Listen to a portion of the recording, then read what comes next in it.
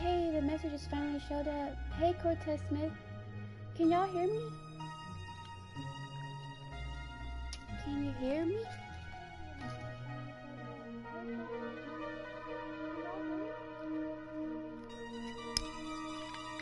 Okay, I can hear myself.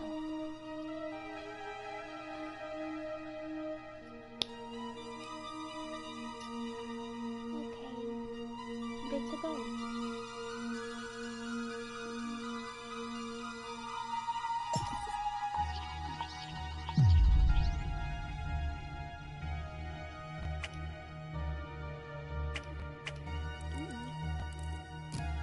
How are you today?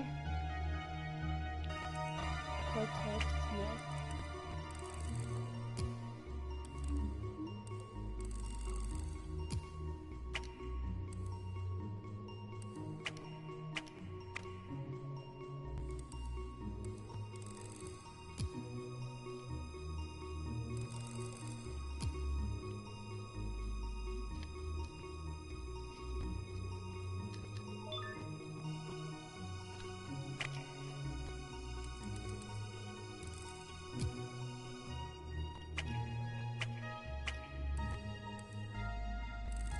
Shoot.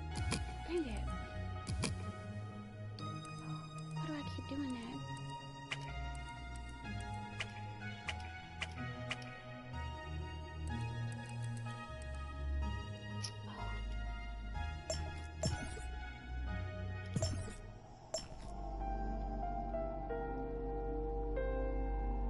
Oh, my voice is low? Hold on.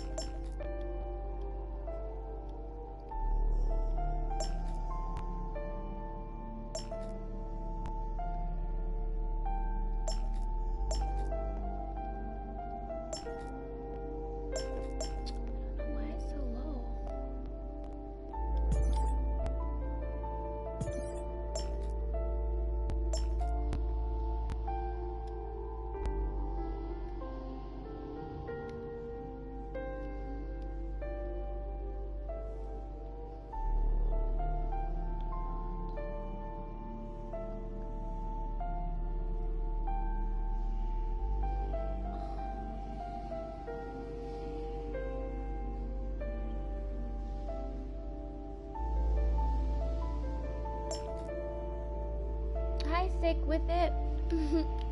I'm trying to figure out how to turn the volume, the game music's volume down. I can't figure it out.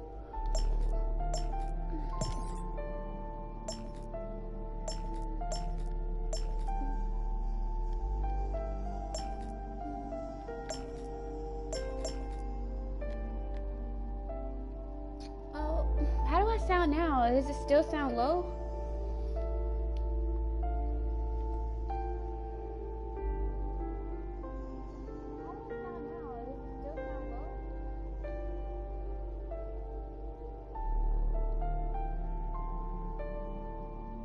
Oh, it sounds better. Okay, well, I'll just start a new game then.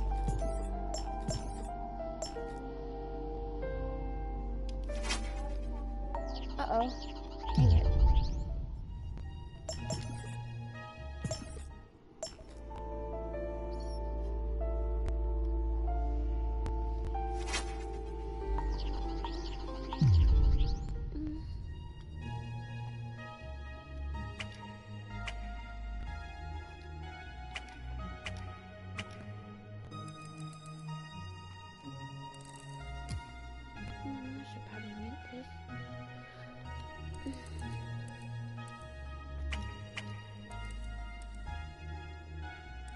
You want to see my beautiful eyes?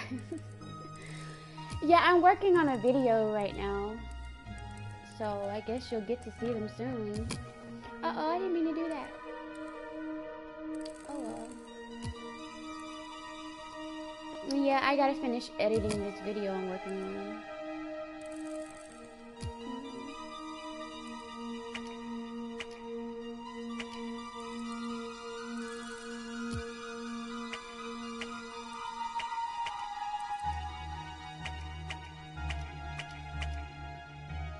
Ah, shoot.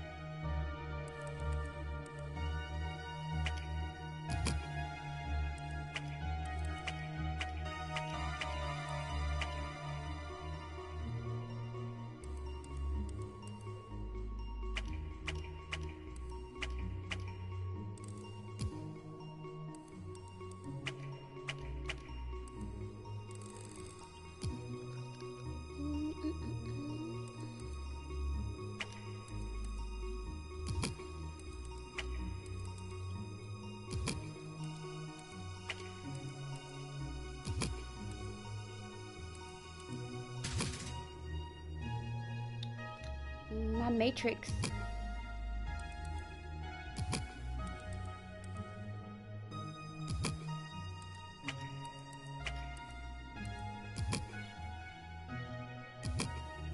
Oh, dang it. I still haven't gotten used to the buttons on this controller. I'm like pressing the wrong buttons and stuff. Oh man, how do I rotate it counterclockwise? Oh, there it is. Oh man. No, this is on the console.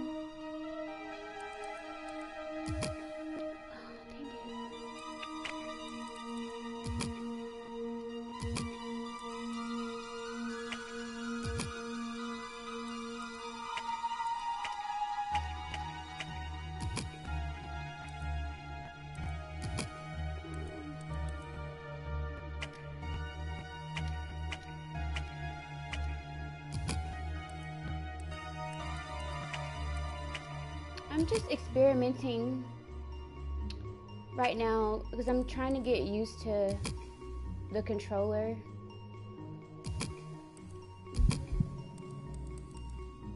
And used to like the keys and stuff for this particular game. Because this is actually my first time playing this one.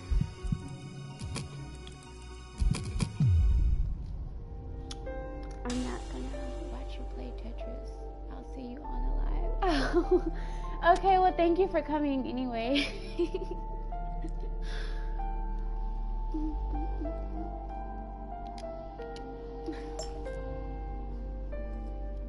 Stick with it.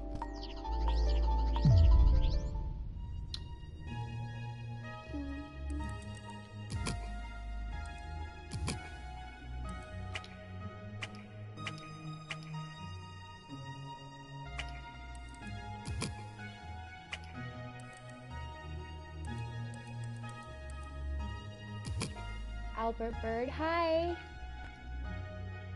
You were never good at Tetris.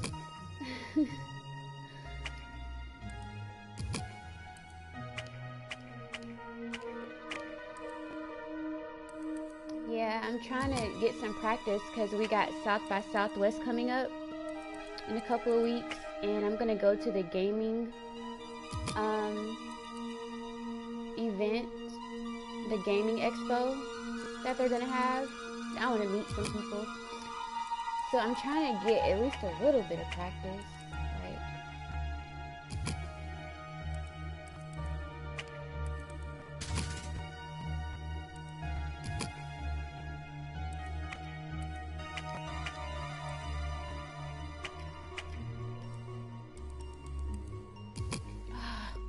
That was bad.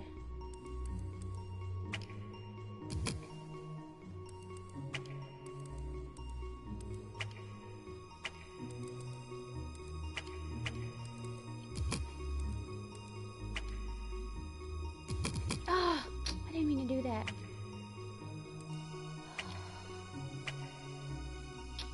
Dang it, I just messed up the whole game.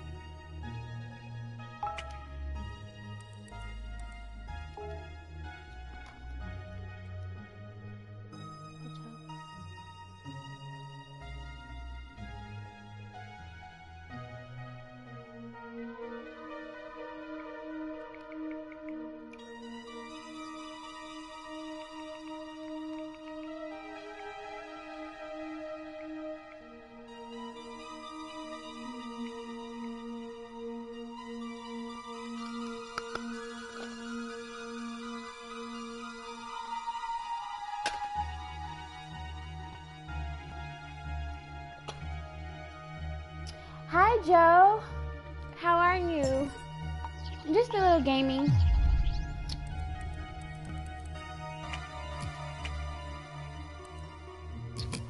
I'm getting bad at this.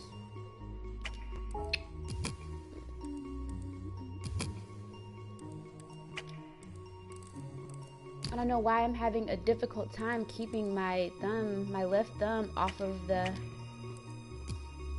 up button. That's my main issue right now.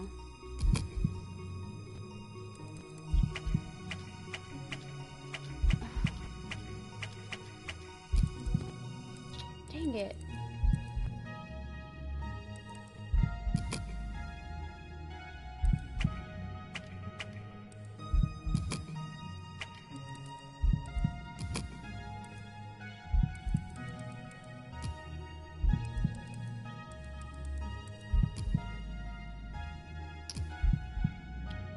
Is this Twitch? No, I'm not on Twitch, Hot Rod. I don't have a Twitch. I'm doing this from the console, and I just went live from my console. I paired my account with my console. I don't have a Twitch. I just do everything from YouTube.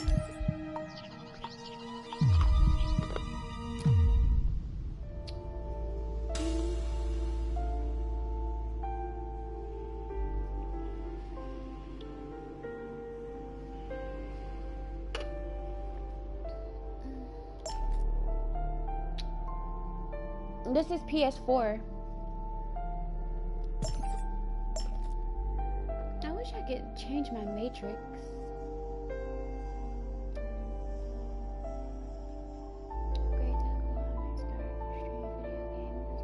I think you should. Like, it would be so cool.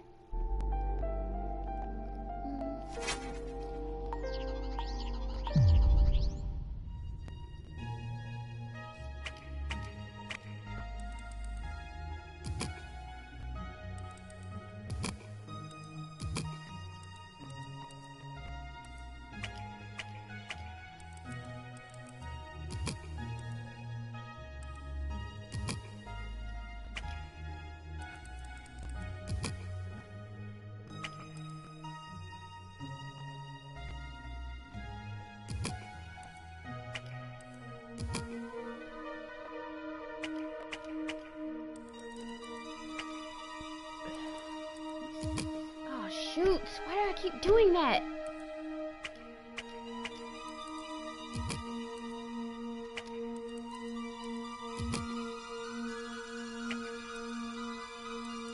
I just messed up my whole game.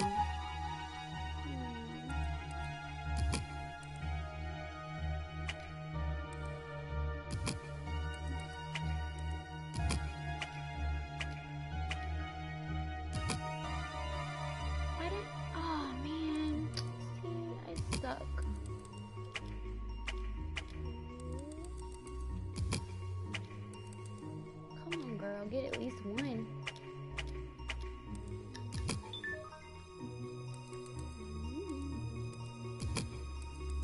There we go.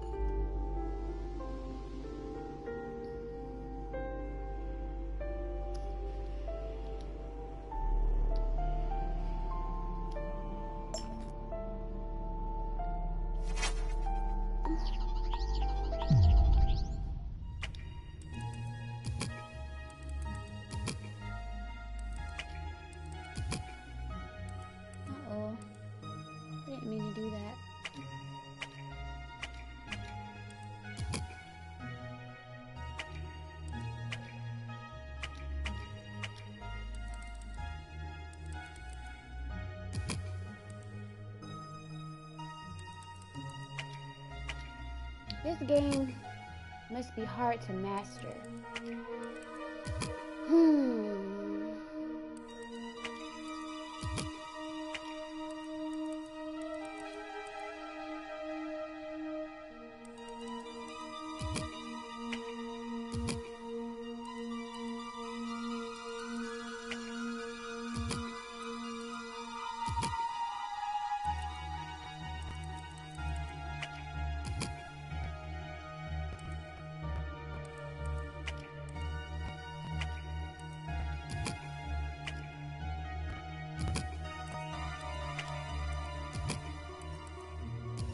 Oh, man.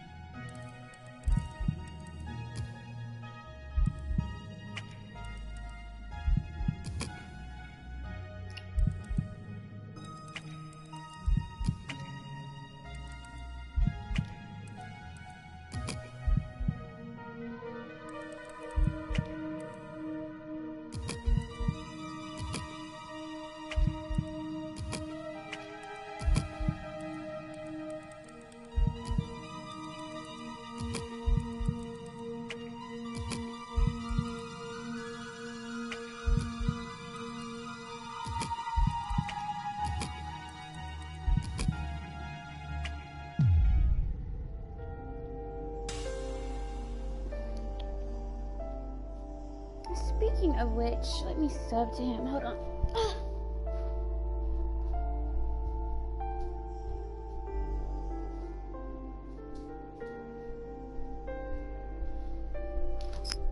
I think I'm already subbed to him though. Let me see.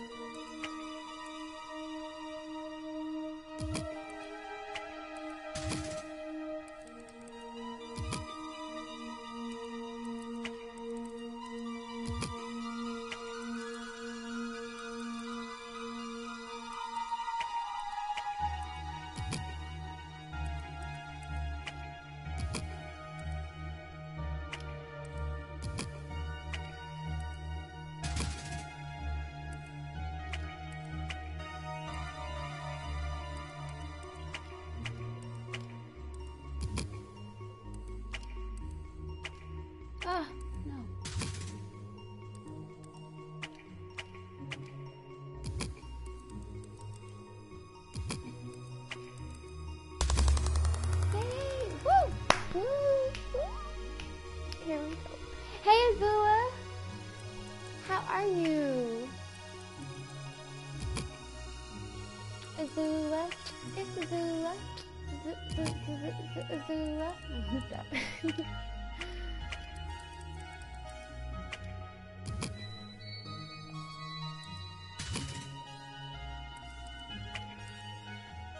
Wait. I don't know. Hi, Jervis Horton. How are you? How you been? Been busy? Yeah. That's good.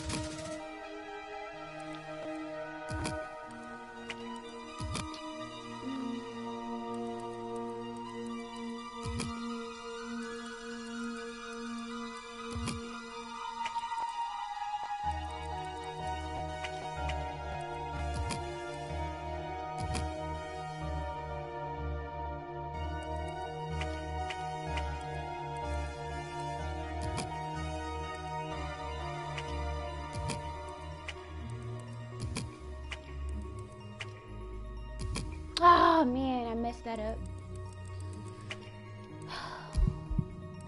Good leg hurts. Need a massager. Why is your leg hurting? I'm sorry. What happened? Did you have an accident during electrical play? During your electrical bondage session?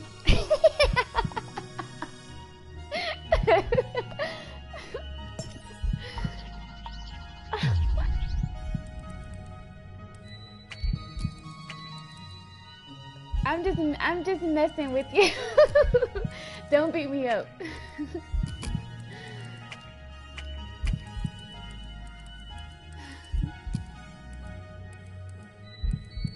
I'm distracted now.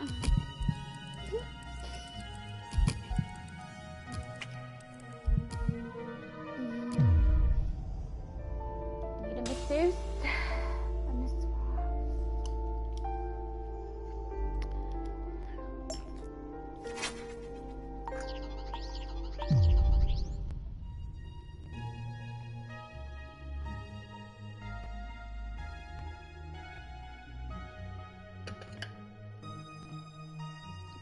Okay.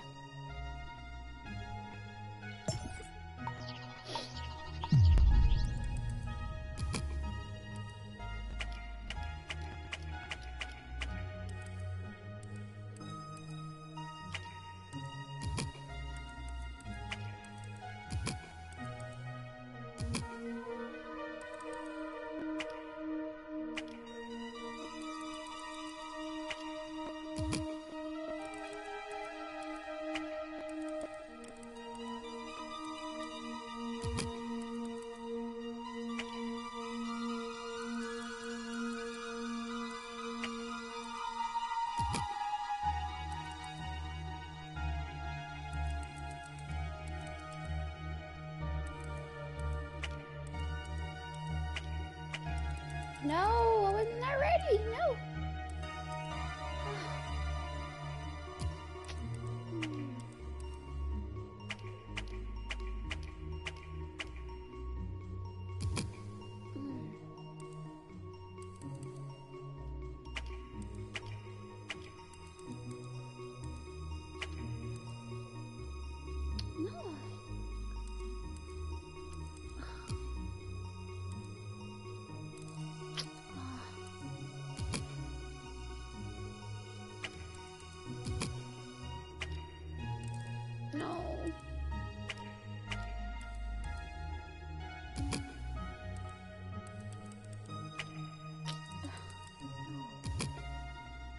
Injuries that from overwork. Yeah, you should go get a massage and have it worked out.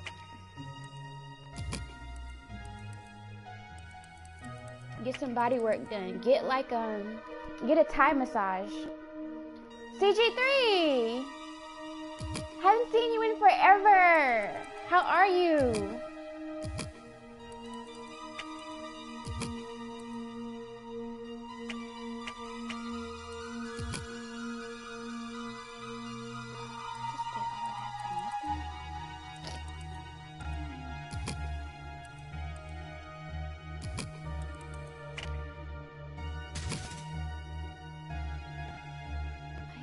That's good to hear.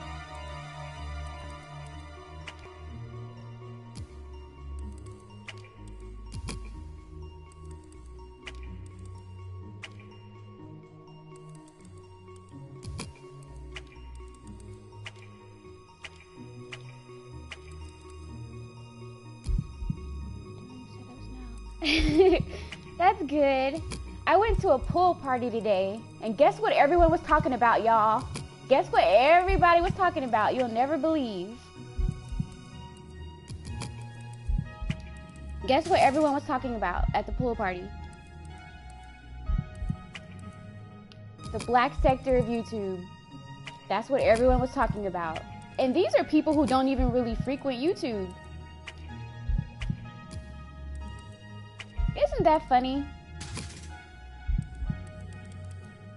I guess the black sector, the manosphere really, I mean, it's not like I didn't believe it, but I know it really is going mainstream.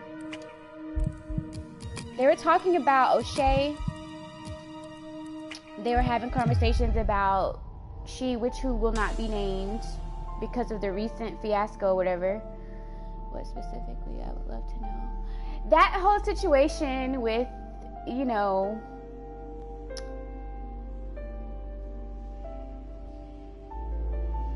that's what everyone was talking about. And they were talking about Jussie Smollett too. They were talking about him. Yeah, they were having a conversation about that whole situation and stuff like that. I got a nice tan too, so I feel good.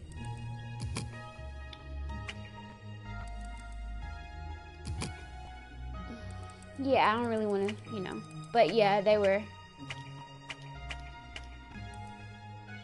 I had fun though. It was nice to get some sun because it's been like, I hate when it's like cloudy and you don't get sun for like 3 days straight. It like makes me want to fall off the face of the earth, I swear. It's like any day now, just give me some sun. Give me some sun.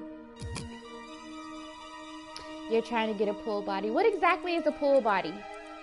Because like, you think you're close. I've seen your abs before. You showed your abs or a little bit of it on one of your streams, CG3, and you have like, you already have cuts. So I take it that you're trying to, I mean, because you don't have to be like buff like a bodybuilder to be crazy. Like, I don't think a lot of girls like that though, because after a while it tends to look kind of creepy. I mean, I'm just saying, I thought you had nice abs that time that you showed them on your stream. You lifted up your shirt and you showed a little bit of what you had because you were talking about being fit and healthy, and you showed your abs.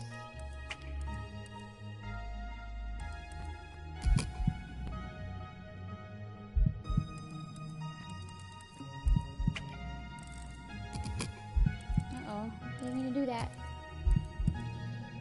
See, I can't keep my hand off of the up arrow. That's my main thing right now. I have like this involuntary like reaction where my left thumb will hit the up arrow for no reason. It's just weird. Like, I don't know what to do about it. I need to step up on burning calories. You need to step up on burning calories? Well, something you can do is during the summer when you're around your house, don't burn your air conditioning. Like, I know, like, that's what I do. Like, I know during the summer, it gets like triple digits here.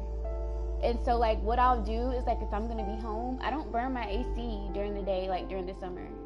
And what I'll do is I'll wear like a sauna suit around the house.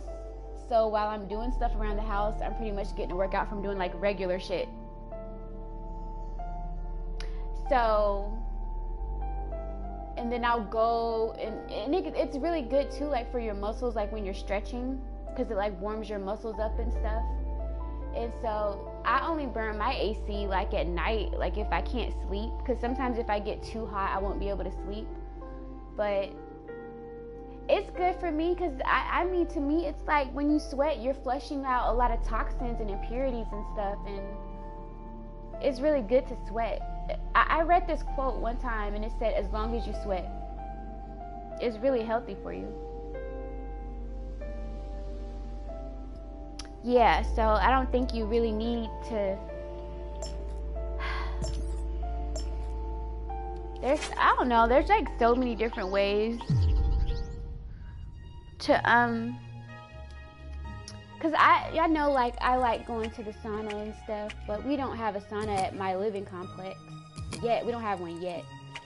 But that's just one way I get in a good sweat. Oh, yeah. I love to sweat too. Like, I think I might have a sweat fetish, because to me, it's something about, like, how can I say it? It's something besides the fact that I'm sweating, because sweat does turn me on, like everything about it. But it indicates force. It indicates, like, you know, endurance, and that somebody is struggling. Either, I don't know how to really word it, but it's like a sign of effort. And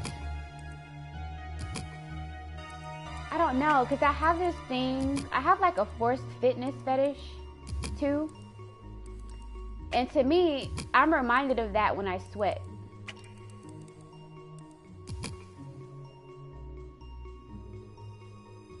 I will drown you. I am. Oh God, you're a giant. Yeah, you're a giant.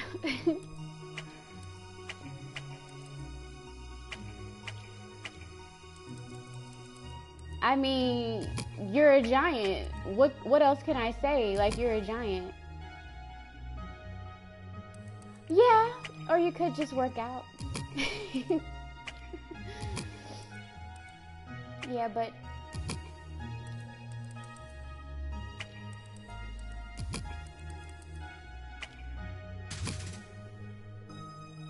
everything cool? Yeah, everything's cool. How are you, Joe? Thank y'all for pulling up on the kid. I'm just like chilling, playing Tetris, minding my business, not bothering anyone,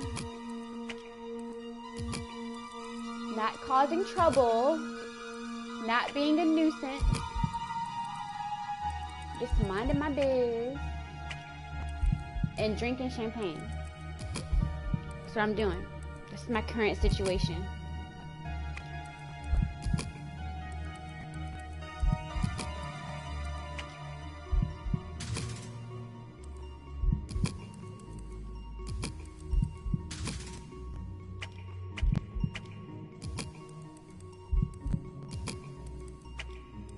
Some bubbly in my tummy, so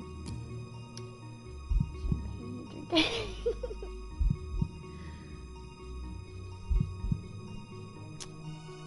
drinking. Just minding my business. I think that people should practice peace more. You know what I mean? Like, I think people should practice peace. Yeah, bubbly, champagne. Yes, the champagne.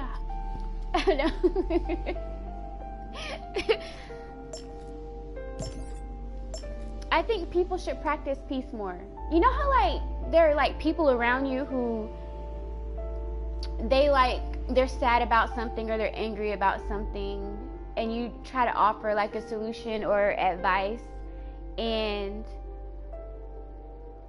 they just can't stay away from the problem that's causing them to be miserable. It's like, I think that a part of practicing peace is just staying away from people, places, and things that don't serve your better good, or just don't serve, that don't benefit you. You know what I mean? Like, how hard is it to just walk away from conflict? If someone's not threatening like your life or someone you love, how hard could it really be to walk away? You know? Yes, CG3. You know, if I don't have to be around it, then why would I want to be around it? It's like, just walk away. It's too easy, because I think that happiness is a choice. So if it's something that you can control, but you're not making a concerted effort to either walk away from it, because you have control in most situations. I think we do have control, especially when it comes to like our personal journey, when we're not at work or we don't have to be around certain people or certain places. It's like, if you have a choice, just walk away. If something is bothering you or upsetting you, then walk away. Like, those who can take advice are to succeed. Peace comes from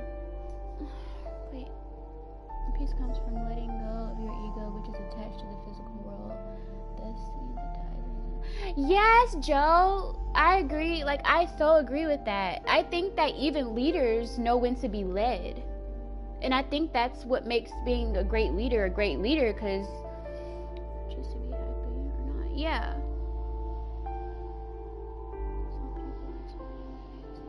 Yeah, and even DeAndre, Black in Japan, he just had a stream, I want to say like a night or two ago, where he had Rice, aka on. Shout out to her, shout out to DeAndre.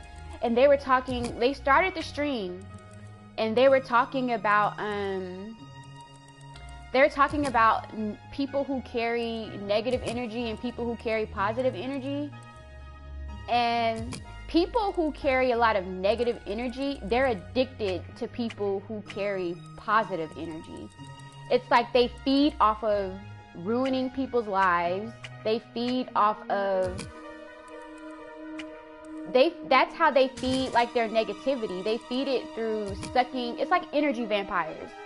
They see something that's clean, something that is probably beautiful, something that's, you know, untainted. So they gotta go and molest it or pervert it. Like what they do with our food. You know what they do with our food. You know, it's hard to even find plants that haven't been tampered with, because they messing with the seeds. The seeds aren't even real seeds. It's something they done grown in a lab. It's like they can't stay away from clean energy, regardless of them, you know, having all this negative crap inside of them. They have to be around positive energy, because that's the only way they can feed their negative crap. So they feed off of ruining people's lives and shit like that, because how else are they going to feed that dark energy, that negative shit inside of them?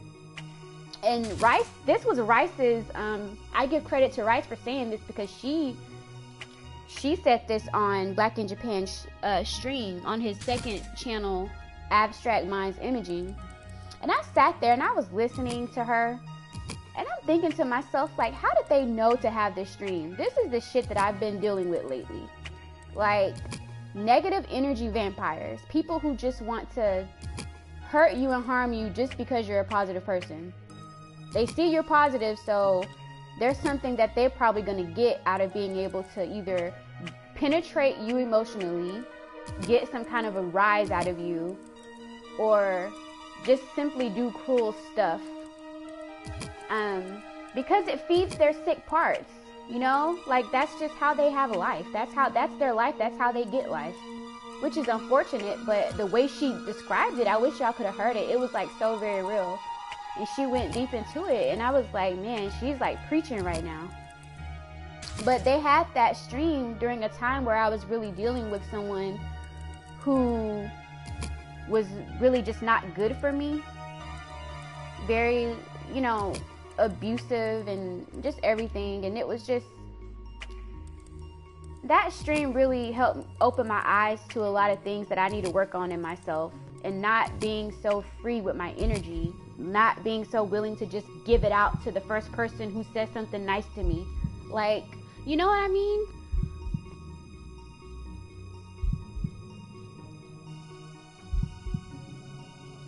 Yeah, succubus, incubus. There are, you know, yeah, the succubus is the counterpart of the incubus. Right. I can always say a lot. I won't agree, just love people. Yeah. I want to teach people. I want to learn. What channel was that again? Yeah, DeAndre's channel. Let me post it in the chat room, because I don't think a lot of people know about DeAndre. And when I say DeAndre, I'm talking about Black in Japan. Let me see. I'm gonna post a link to the stream that I'm talking about.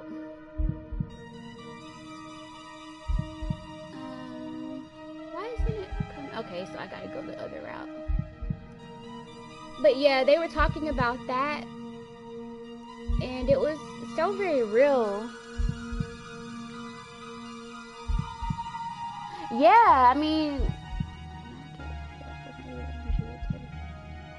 I'm the same way. Like, I'm hypersensitive to a lot of stuff, and I'll harp on it for days or hours, and sometimes I won't be able to just drop it and move on or anything. It's like I just get beside myself, and it's like, girl, let it go.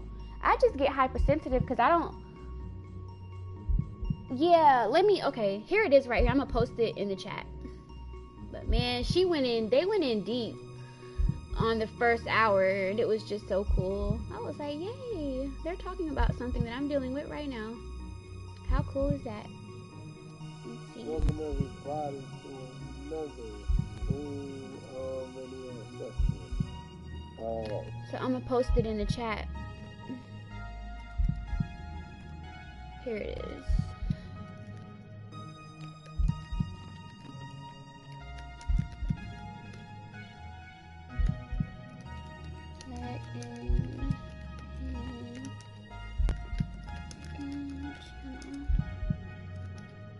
Yeah, so that's the hangout right there. That's why I love you so much, CG3, because you have this willingness and desire to learn people. You're not judgmental. I think that's why, like, I'm so drawn to you, because you're not judgmental. It's like, even if you have a difference of opinion, you still want to understand that opinion that you don't necessarily, you know what I mean? Like, even if you disagree with someone, you want to understand why they feel or have the view that they have. That's why, like, I really enjoy you a lot. I think that's cool.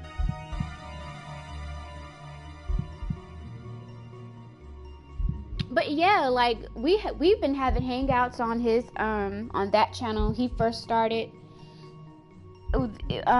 If you go back in the archive, you can see where we were. It was me, Nikki, another guy that lives in Japan who's I think he's a part of Expat Creatives.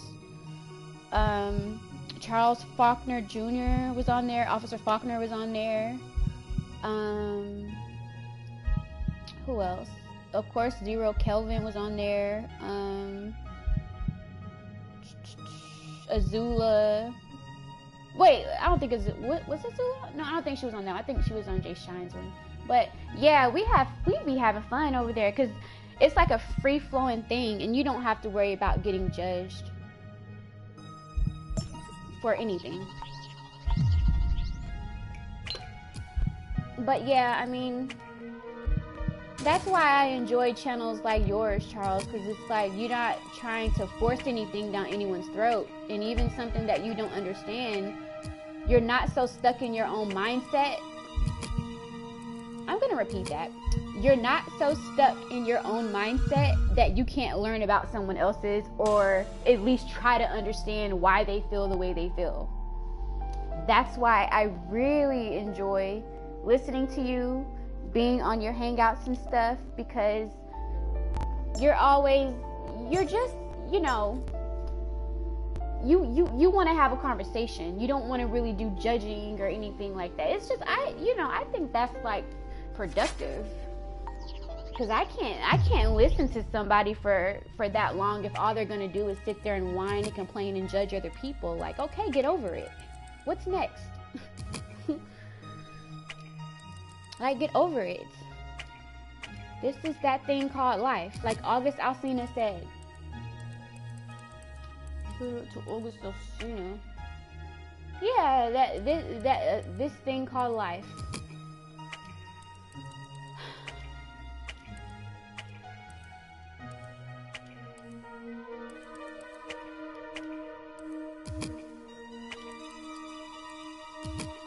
Yeah, get over it.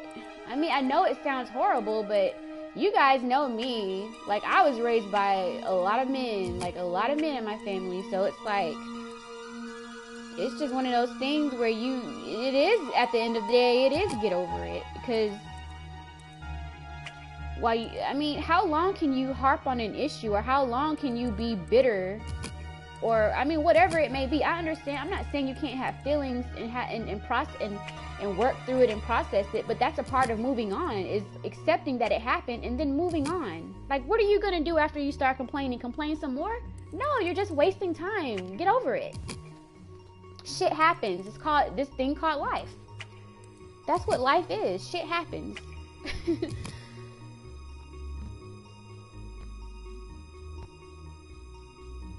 Yeah, exactly, CG3. Yeah, I think even Erykah Badu said it one time when she was in an interview. She said she thinks that people should. She said, I'm just paraphrasing, but basically the message was, when people make mistakes, they need to learn the mistake and move on as quickly as possible. Because you don't want to waste time on unnecessary things, because you can't get time back. You can get a lot of things back, but you can't get time back. You know? And I just really enjoyed that interview, because I think me and her shared a lot of the same sentiments in that regard when it comes to like life lessons. You know, really just in general. It was just interesting to hear her perspective. But, you know, that's just how I feel about that. Like, move on, get over it.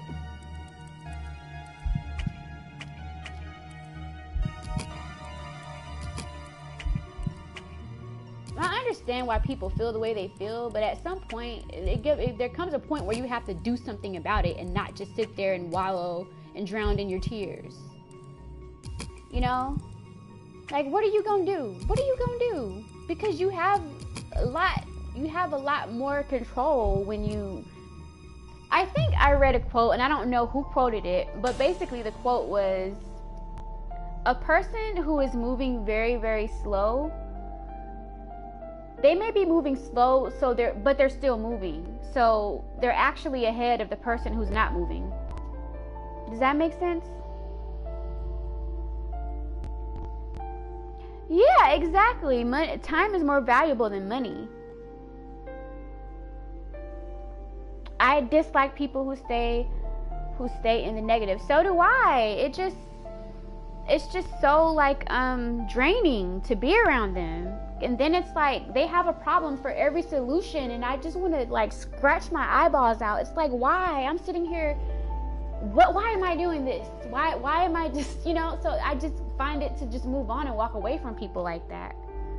It's like, no matter how good you are, no matter how many solutions you give, no matter how many problems you solve for them, it's like they still somehow, some way find a way to just be negative. And it's like, oh, okay, so I'm walking away at this point. Goodbye. Moving is moving. You're moving slow, but you're still moving. So you're ahead of the person who's not moving.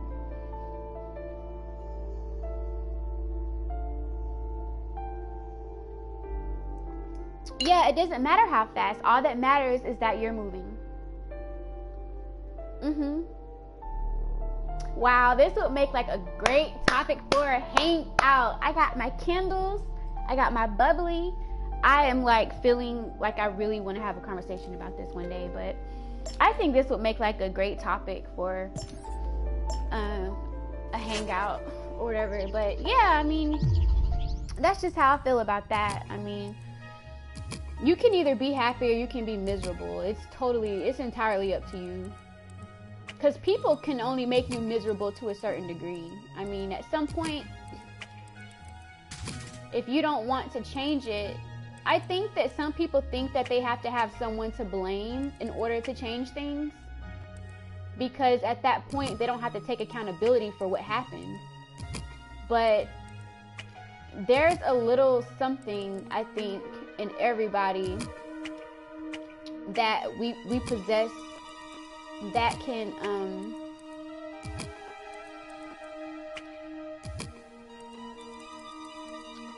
transcend above that type of stagnant thinking.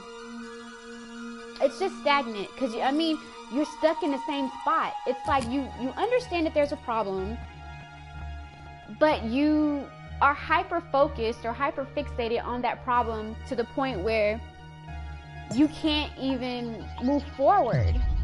So what are you gonna do about it? Okay, so your best friend cheated. Your girlfriend cheated on you or whatever with somebody who she works with. Okay, what are you gonna do about it? What are you gonna do? You gonna sit there and cry for 10 years, or are you gonna, you know what I mean? You get what I'm saying? So it's like, yeah, move on, get over it. Like, I don't want to hear your tears anymore. I mean, there's a point where we have to process these emotions and deal with them and carry them. But there's also a time where we have to just move on. Like, come on now. That's just how I feel about it. But I don't know anything. I'm just, you know, a pick-me airhead. Oh, yeah, you guys, how do you guys feel about the term pick-me? I had a guy this past week call me a pick-me. Usually that's a term that I see women calling other women who are but yeah, I got called a pick-me, but it was so funny because it just went to show, to me, that's very effeminate behavior. And he wasn't calling me a pick-me because we were having like a conversation about pick-me's. He called me that because I was on someone's channel, I was on another guy's channel, and we were actually having a productive conversation about pick-me and feminism and shit. And because I was so honest on the stream when I was having my conversation with him, he called me a pick-me. How in the hell does that relate to even being a pick-me? People take words and they don't even know how to use them. They're just using them because they're popular.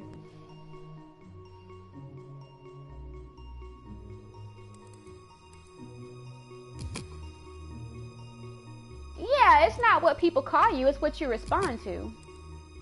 So I just laughed it off and I kept, you know, doing my thing, and that pissed him off even more. As expected. But yeah, I mean, this is the type of stuff that I'm talking about. This is why I did a cleanse. Every month I do a cleanse on my YouTube channel where I'll unsubscribe from certain people, or I'll make it a point to make a decision not to go around certain channels anymore because of negative vibes, or if I see them perpetuating stereotypes or perpetuating certain biases or prejudices that really affect people, I'll unsubscribe. So I unsubscribed to like a lot of people this week, and I'm glad that I did, because see, that's something I have control over. I go to your chat room or your hangout, I see you speaking in a way that is to purposely get reactions out of people, so I unsubscribe. That is what you call doing something about it and moving on. Like, I can't do anything about you, and I can't control what you speak about, but I can control what I choose to watch on YouTube. I don't have to watch your channel. I don't have to watch your crap. So goodbye. So I mean, most people don't know what they are talking about anyway. Yeah, I think that that's true. A lot of people don't know what they're talking about. I think a lot of people are talking about certain things on YouTube because it's popular.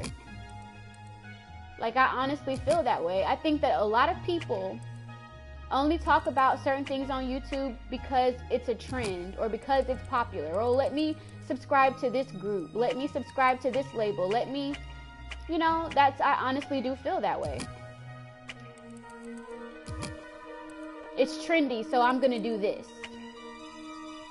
When it's a lot easier to just be your fucking self. But anyway, I mean, that's just what I think. I think a lot of people are subscribing to things that they don't even probably agree with for the most part, but they'll do it just to get views or money, and it's like, okay, so this is why you're doing this? Well, thanks for letting me know. Now I can unsubscribe. Goodbye.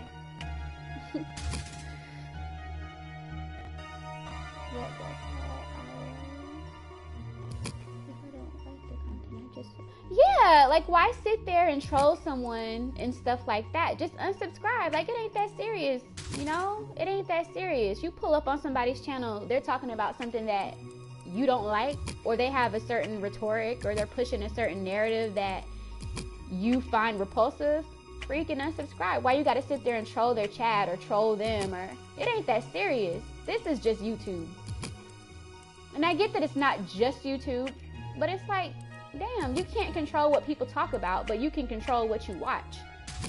So if it matters that much to you to subscribe and see what their channel is about, you should take that same energy that your little finger had to click on that mouse and subscribe, use that same energy to unsubscribe if you don't like it.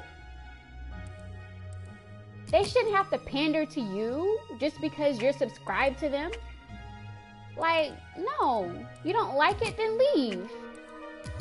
If you go to a store and you're not too fond of the way it smells, or if you go to a restaurant and you're not fond of the way it smells, or it smells like the restaurant probably isn't clean, you're gonna leave, right? You're not gonna sit there and complain about it or troll them. You're gonna walk right on out and go to a restaurant that's clean and who has quality, healthy food, right?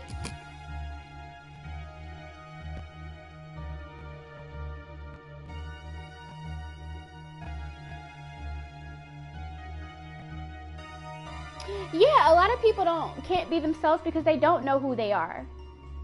They've been told in order to be something. So it's like they can't be themselves because they don't know who they are. They spend too much time, I think, in groups and under labels and stuff, and it's like, did you ever take time to be alone and just like explore your own thoughts and hear yourself think, instead of identifying with something that someone told you were? So because this person told you that you're definitely a this or a that, you're not going to explore who you are?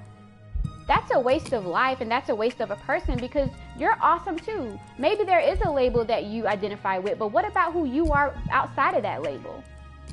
Like, you're somebody too. I just don't understand that.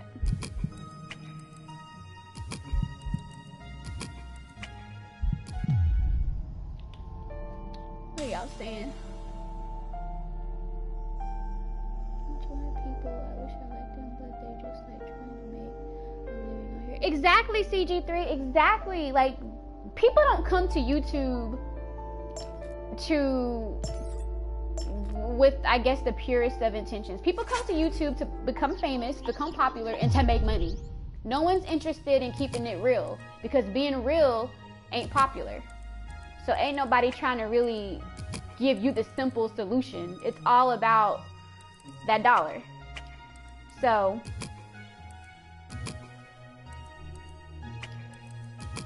oh shoot. Yeah, it's all about that dollar. No one cares about you.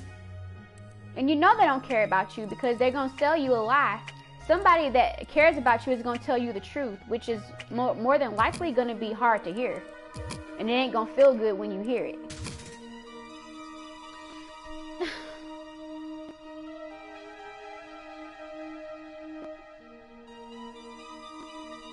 But, yeah.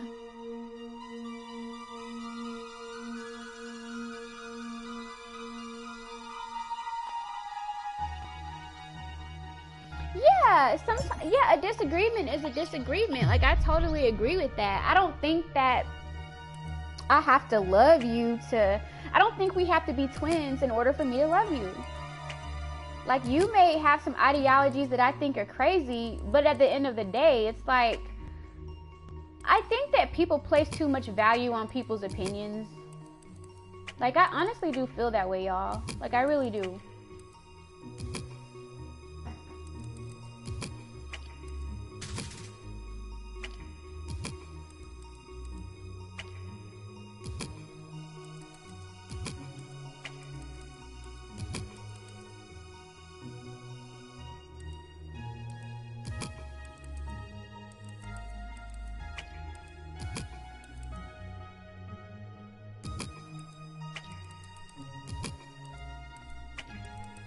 I'm just rambling, man. I just went on a whole rant. It's time for a sip.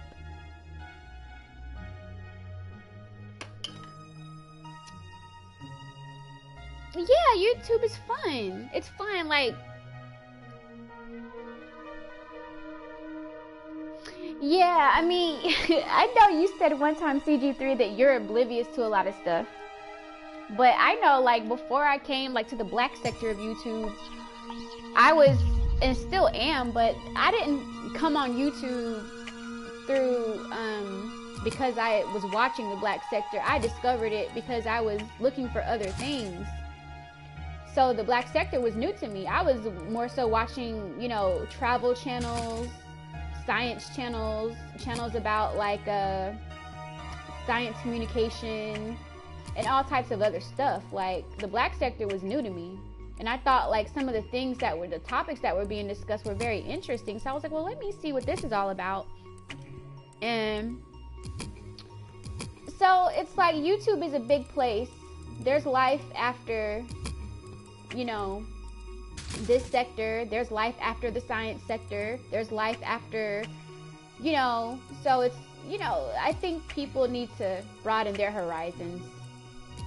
Because I know me, like, I don't really watch TV like that. I kind of, you know, I don't find it interesting, but YouTube is a tool that I use to learn too, you know? And I just think that if people who are jaded about certain channels, I think that if you would broaden your YouTube horizons, that it could kind of offset that energy and be like a refresher.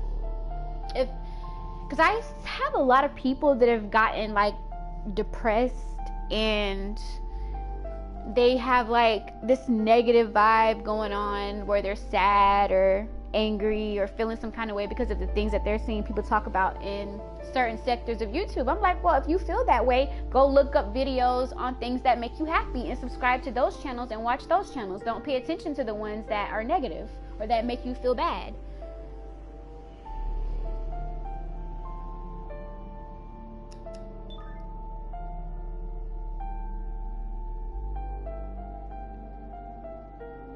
Neon, can I marry? Jervis Hurts, you're crazy. But yeah, like,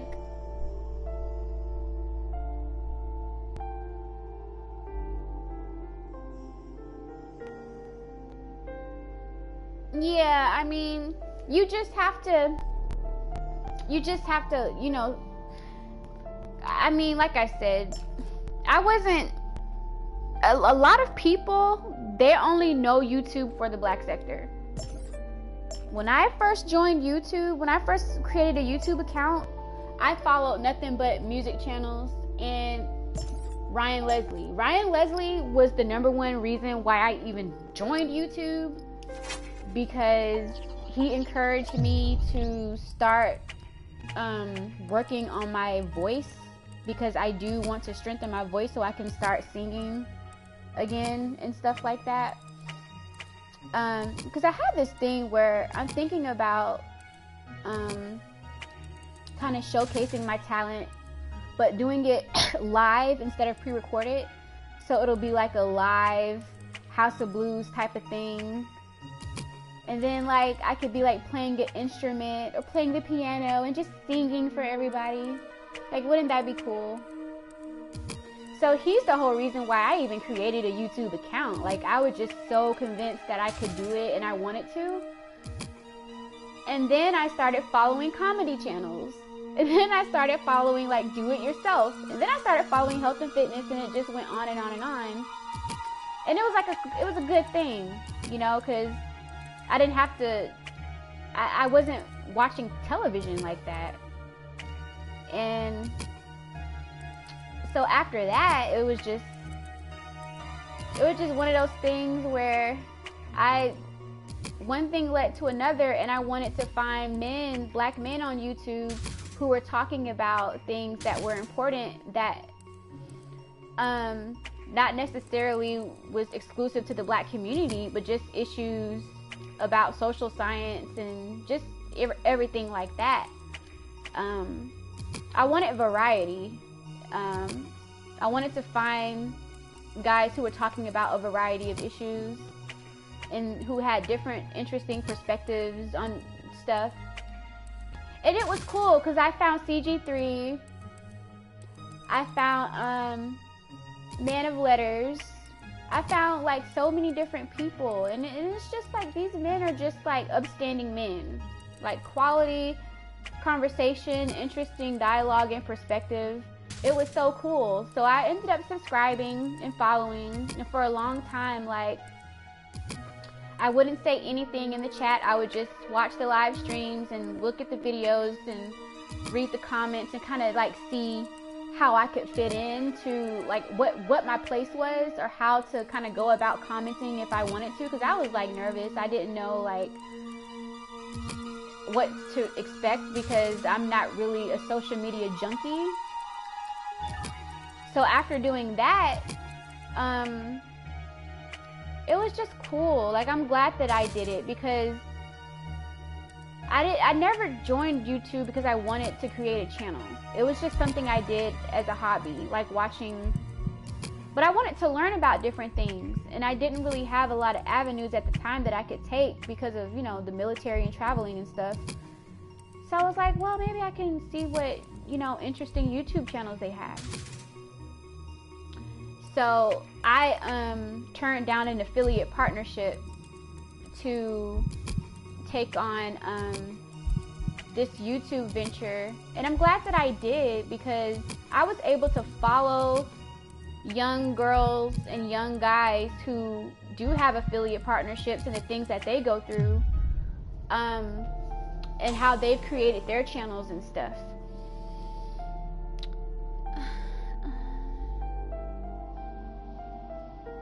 You can search and still not find them.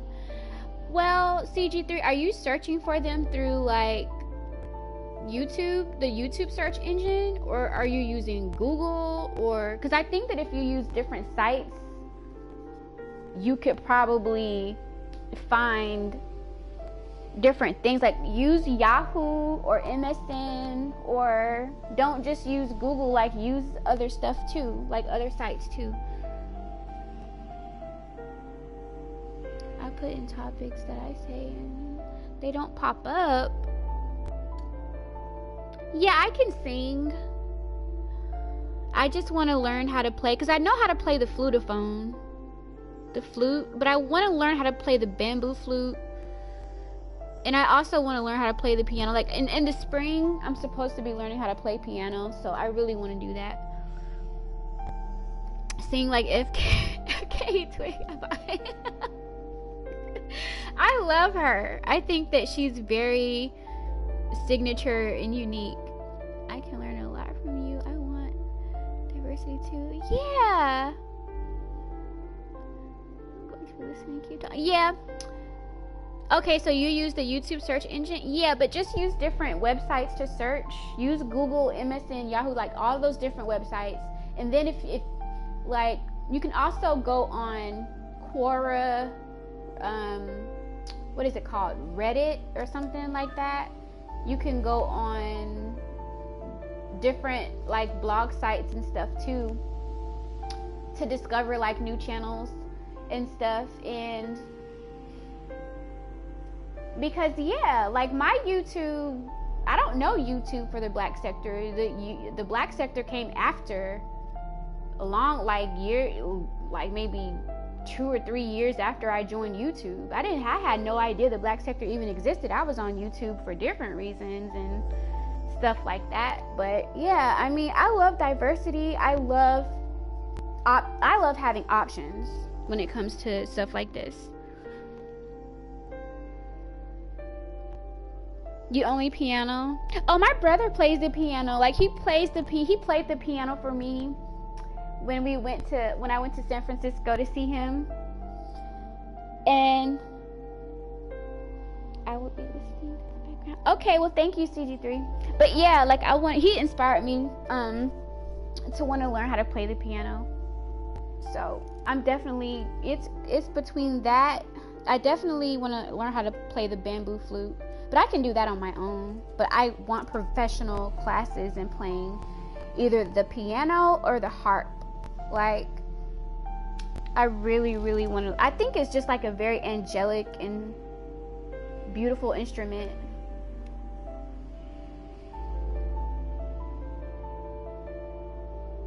Yeah, but yeah, I mean,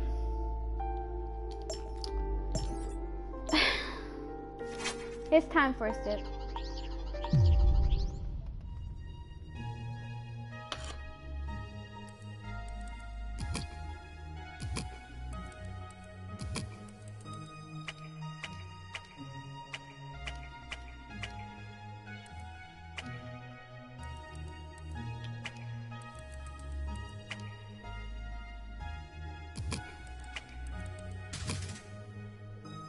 Do you like the guitar? Yes, I love the guitar. I actually bought a guitar because I wanted to teach myself how to play it, but I ended up taking it back because I got discouraged. I'm not gonna lie. Like, I got discouraged and I got lazy too. Like, I just became lazy about it. So I ended up taking it back and I got my money.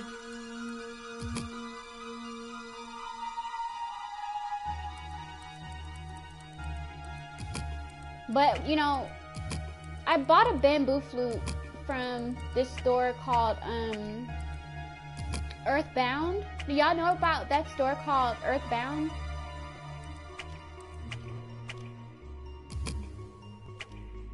I bought a bamboo flute and I just started playing it. I didn't know what I was doing, but I came up with like these different melodies and it was so cool.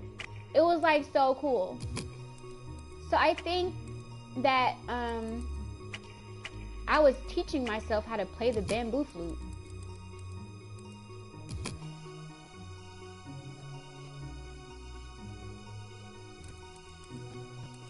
Flutes and synthesizers. Can you please elaborate on synthesizers?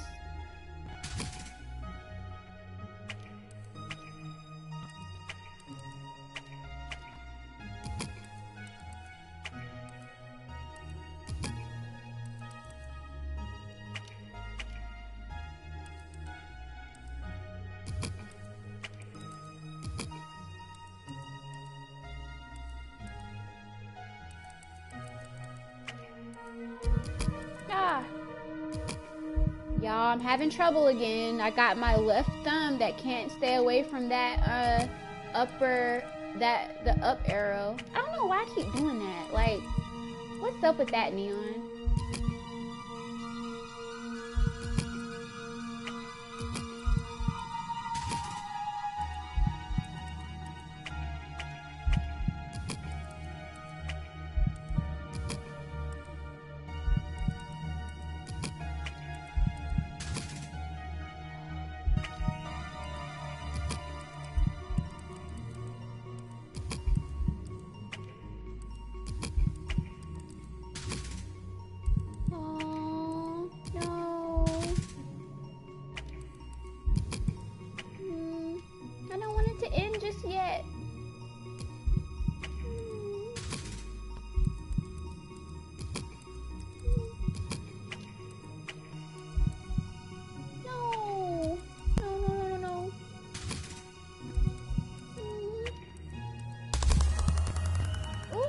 A combo.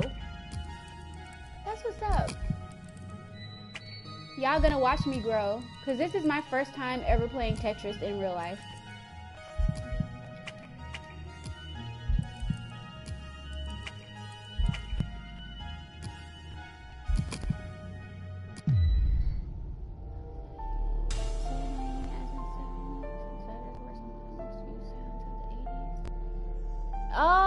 I see.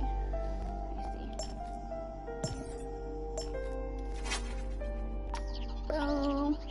Okay. I'll be right back, y'all. Hold on a second.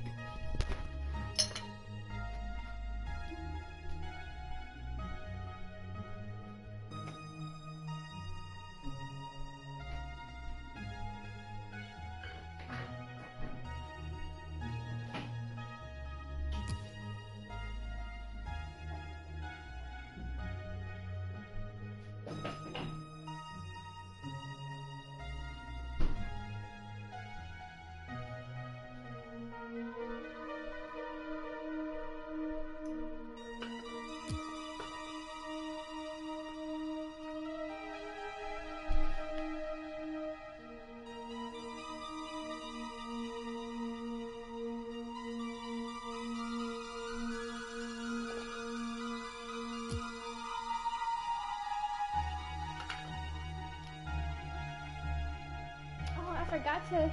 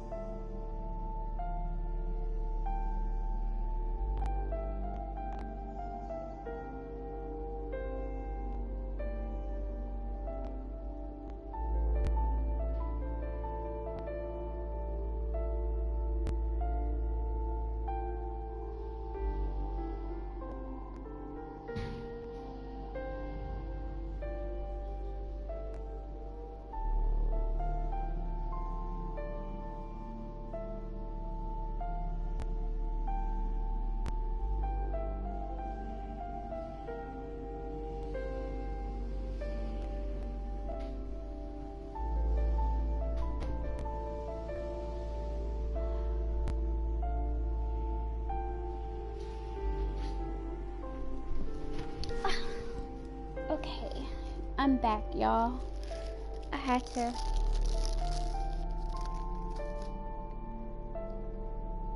get a piece of candy and some incense.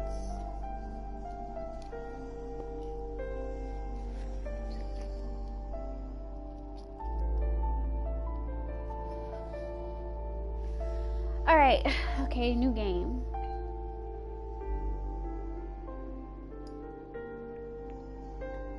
Hold on, Jervis. You be giving me so much homework. You be giving me like, hold on. I still haven't finished the homework you gave me from BGS's stream weekend before last. What is it? Tangerine Dream?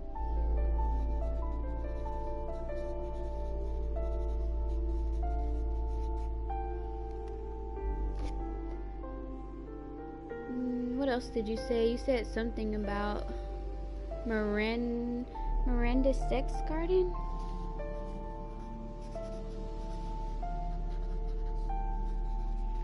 Always giving me homework, but that's good though. A man that can teach me something. Gotta keep him around. Okay, back to the game. What is MOOG?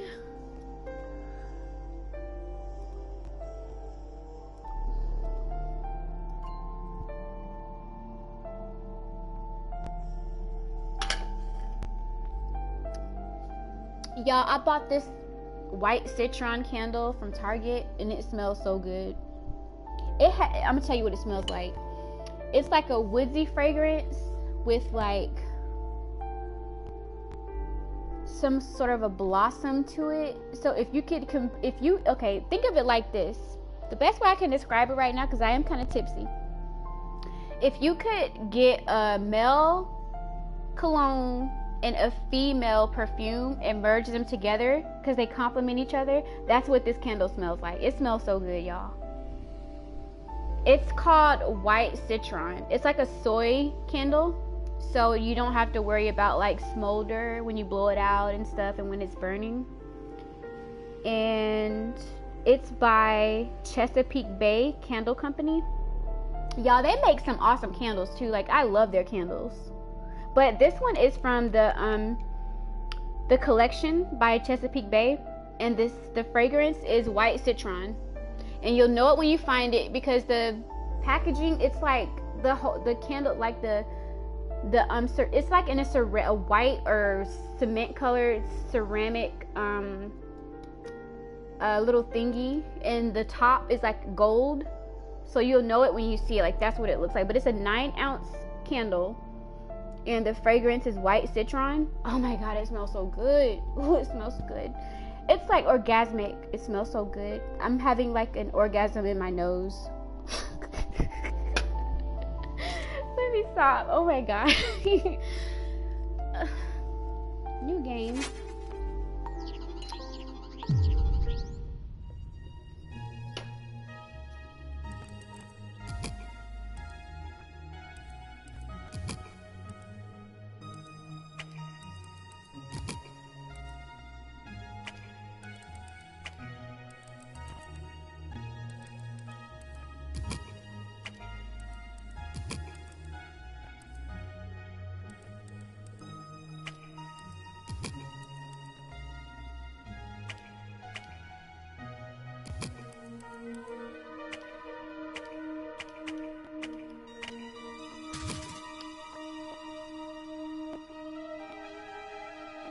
Sexy Musk. Wow, noise. Esquire 19. Hey, Esquire, I haven't seen you in a while. Where you been? You've been neglecting me. I'm mad at you. You can't be leaving me hanging like that.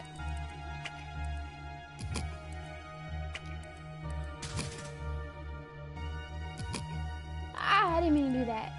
See? I don't know why. I cannot keep my left thumb off of that up arrow. That's going to be my downfall when it comes to mastering this game, because if I can't even learn to do that, it's going to be a problem. Like,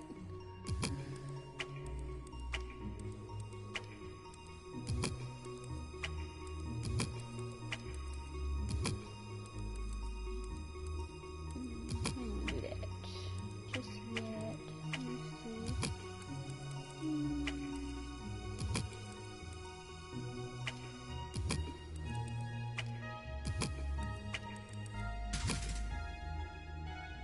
Snot shots. No, Esquire, you have been neglecting me. I haven't seen you in none of my recent live streams. You don't love me no more. I see what it is. I see what it is. It's all good, though. I see what it is, though. You don't come to my streams no more. You don't comment. You don't... What happened?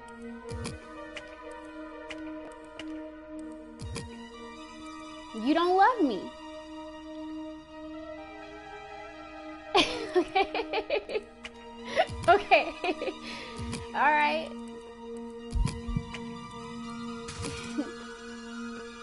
Yeah. I thought you were unsubscribed to me for a while. I was like, what happened to Esquire? I don't see him anymore.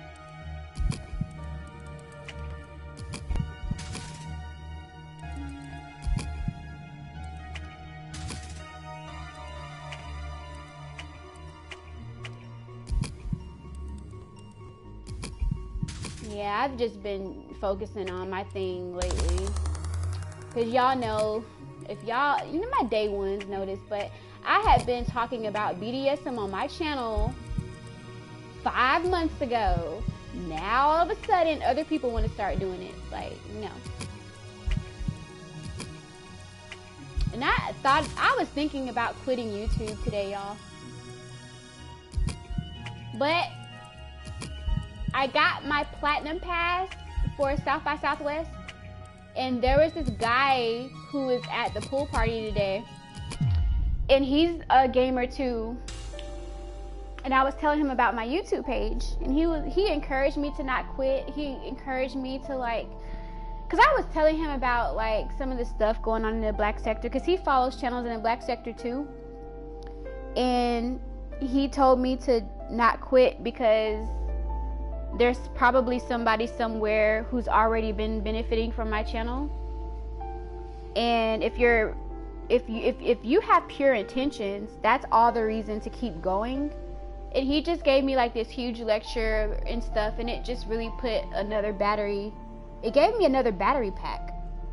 It really made me want to go hard in the paint and start doing more uploads and pre-recordeds on BDSM, because I see a lot of people, you know how like there's something that you don't want to do because you think that people are going to think you're weird, or it's probably not popular or something like that, so you don't do it. But as soon as you start doing it, other people start doing it too. And it's like, that's the cool part of it. That's the cool part of it, because it's like, by you shining your light, it gives people permission to shine their light too, even though they don't need permission. But it's like, you could be into something and think it's weird because of how you were brought up or something, but really there are other people who probably feel the same way that you feel too. So that's why I decided not to quit YouTube, because I was like on the edge. I was like, you know what, fuck this YouTube crap, I'm not doing this anymore. But we were having a conversation, and I was like, you know, I shouldn't have that kind of attitude, because like my whole YouTube channel was not even built on a foundation of me wanting to do it. It just happened like gradually.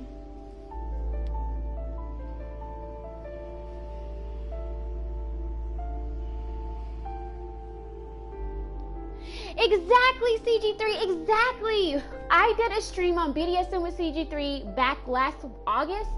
It was earlier last year. I was on CG3's channel and we talked about BDSM.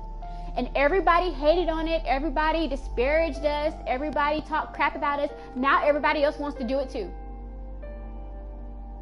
That's why I'm going hard in the paint, because I'm, you know, swagger jackers.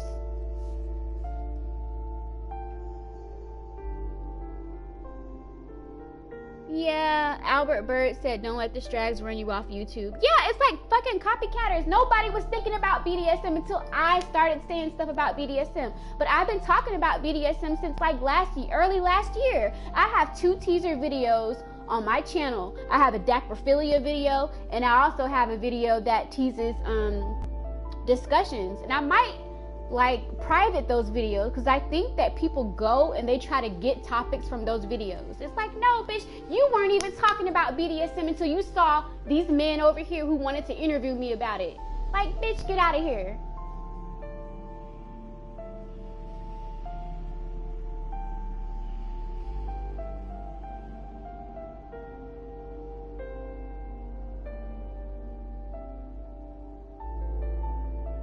Wow, thank you, CG3. That's even more reason for me to keep doing it.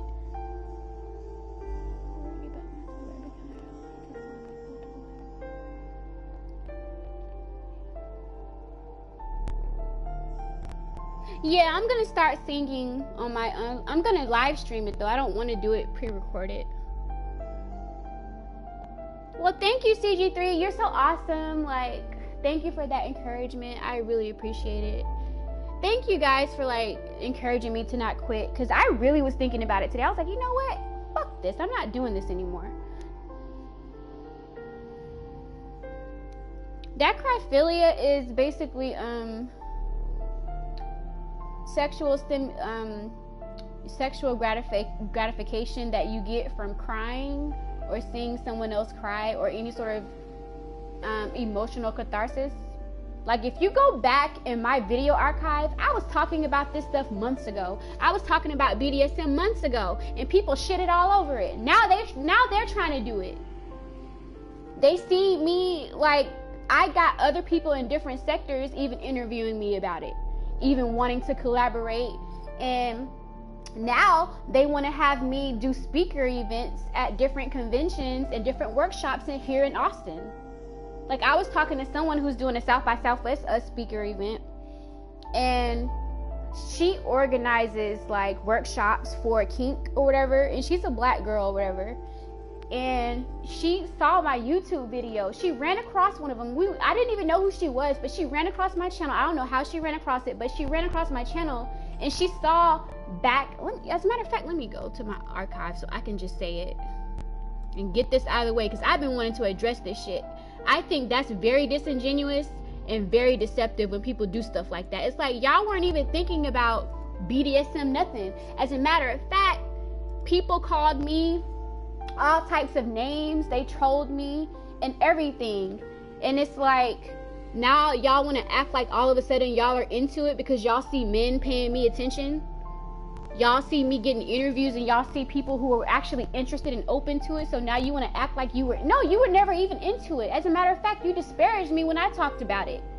You didn't even have this idea. I started talking about this because I didn't come to YouTube to make money or get subscribers or popularity. I was just simply being myself. But now all of a sudden that I'm starting to talk about this, now other people want to talk about it too. So no, I'm going to go even harder in the paint. No, I'm not going to stop. I made my first BDSM video. I made one 6 months ago. Let me see.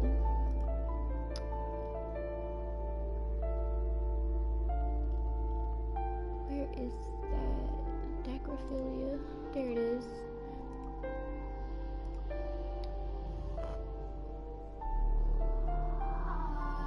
I made my first one back in August 23rd, 2018 was when I first started, wait, hold on. Yeah, August 23rd, 2018 was when I made my first BDSM video. And now, you know, people disparaged me when I went on CG3's channel because before, and now all of a sudden everyone wants to do it. No, bitch, you were never into it. You disparaged the shit and now you want to do it too. I'm sorry, y'all. I'm sorry to be cursing. Y'all know it's not like me to do this, but if I'm on one, y'all gonna hear me curse. Like, I'm human right now. Yeah, it's supposed to be Dacryphilia. Dacrophilia. Dacrophilia. But yeah, man, like, people are so fake on YouTube. It's like they just want to follow trends and shit. Ain't nobody been into this shit. Now all of a sudden that they see it getting traction from men. I'm speaking specifically about the women who are doing this. It's like, no, you were a part of the crew who disparaged it. Now you want to act like you're down and you just know about it. I had an interview, Obsidian interviewed me and So Alchemy. We were talking about it or whatever. And you never believe, in the comment section, people were just disparaging us and judging us and all types of shit. It was just crazy. And now, after that interview with Obsidian, that's when people started wanting to copy the topic. Like, you were never even into BDSM. Now all of a sudden it's the thing. Now all of a sudden you got an interest. No, fuck you. You're jealous and you're a hater and you're just a copycatter who's unoriginal and who gets their ideas from other people because you're not creative. Damn it, I'm just ranting, but y'all know what y'all see, this is what I'm talking about. This is why I wanted to quit, but I'm not quitting. I'm gonna go even harder. Fuck all of that. People are so fake, man. But it's okay, it's okay. I'm not gonna stop. I'm not gonna stop. And I'll tell you this, like, Janae Aiko made this song. And as a matter of fact, let me put it in the chat. The name of the song is called Hello Ego. And it's featuring Chris Brown. Y'all know I love me some Chris Brown. Well, I'm gonna put the link in the chat. And she made this video. They did this song together, her and Chris Brown. And this is just how I feel right now.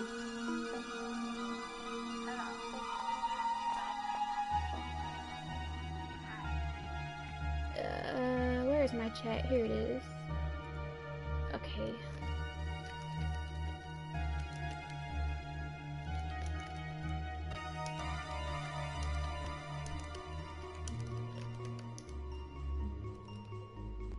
This is my mood right now.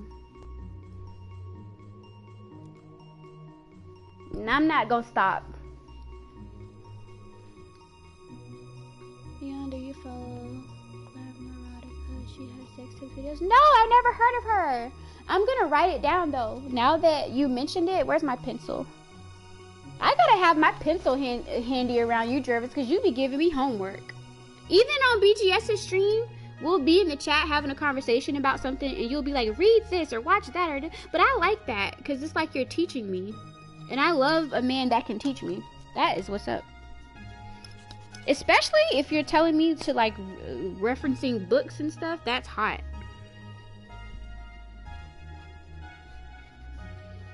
But yeah, I'm just gonna go off and I'm gonna let people have it, because nobody was thinking about this until Obsidian. Until me and Soul Alchemy did that interview with Obsidian. Now people want to act like they're so into it. No, you're not into it. You just want to do it because you think it's trendy or some shit. Like, be real with yourself. Don't be real with us. Be real with your damn self. You're not even into it. And I'm talking about the reason why I'm so like frustrated about it. I guess I was. I'm not anymore. Is because people were just being so fake. The same people who disparaged it, now they want to act like they're in love with the shit. It's like, you didn't even, how do you do that? Like, where they do that at? It's like, you know, it's so like fake. People are so damn fake here, man. It's so fake. This is why I'm not doing no more deep thought videos for a while, because it's like people take your style of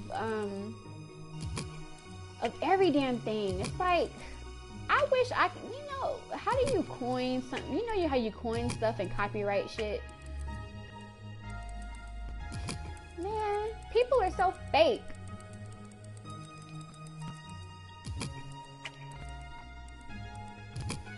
You weren't even into it. Now all of a sudden you see it getting attention from popular men on YouTube. Now you want to be into the shit. Fuck you and fuck where you came from. How about that?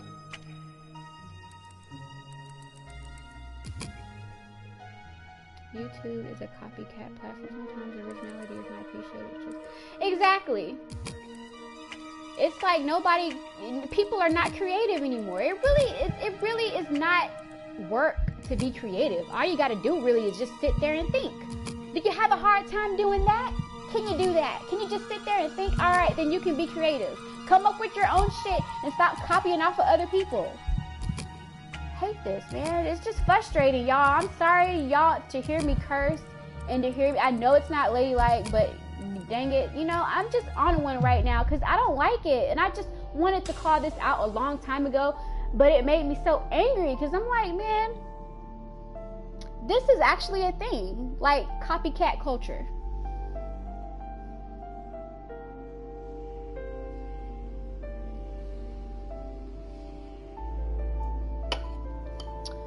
Yes, trademark. But it's like, man, like people, is that serious? Like people can't even be original anymore? I was the only person who was talking about BDSM, at least in this sector. And I know Alan Roger Curry talks about it and stuff, but he's not just, I don't think he's just exclusive to black people. I think his clients, he works with people of every nationality and ethnicity from all walks of life. I'm just talking about little old me though. It's like, it's just such a turnoff. Like, people weren't even into this, and now all of a sudden, yeah, I'm gonna do a video, and you don't know anything. Shut up.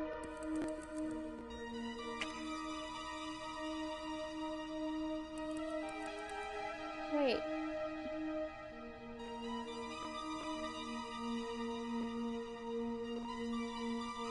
Yeah, it is good to vent amongst friends. I can't do this around women because even some of the very same thing, yeah, the feminists, because I say the same stuff and I'll do it on purpose, like to hop in the chat room on purpose even though I know I'm not supposed to be there because I'm supposed to be doing something else, and I'll say certain things and the feminists will attack me.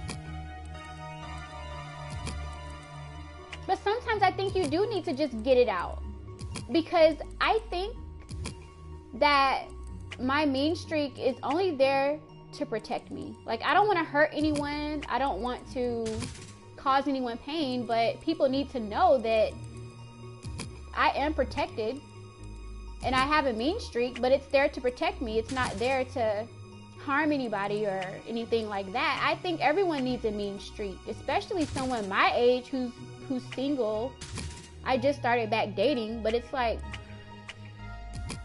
I mean, I'm seeing someone, you know, and The thing is, it's just unoriginal, and it's not cute, because it just goes to show that you're trendy. There's nothing special about trendy because it's trendy.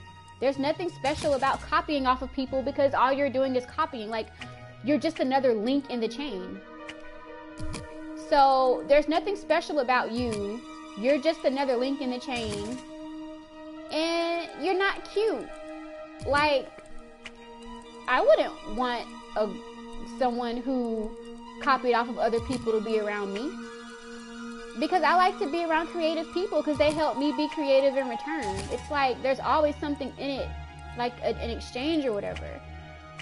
But it's like, I just don't think it's cute, and that's why it angers me so much, because people always want to disparage shit, but as soon as they see it becoming popular or getting traction, now all of a sudden they're on the bandwagon. And it's like, no, bitch, you sat here and called me weird. You sat here and disparaged me. You sat here and shamed me in chat rooms. Now all of a sudden you're on the bandwagon and you're about that BDSM life too. No, bitch, you're not about that life. Shut up and go sit down. Go find your own lane. BDSM is my lane. It ain't your lane. You don't even know what you're talking. You don't know anything about it. I'm tired, man. I'm just tired. But yeah, so at the pool party, he just encouraged me to keep going, basically. So I'm not gonna quit. I'm gonna keep going, but this shit gets exhausting sometimes, because it's like I can't have nothing to myself. Like, what can I really have to myself? And it's just lame as fuck. Like,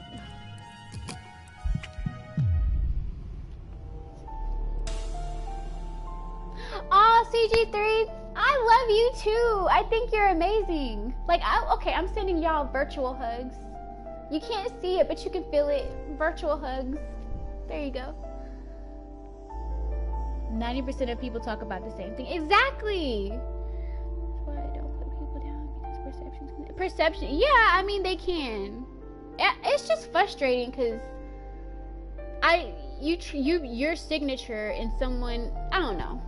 Maybe I just need to get over it. But I did want to, like, come on here and vent about it, because to me it's lame as fuck. Like,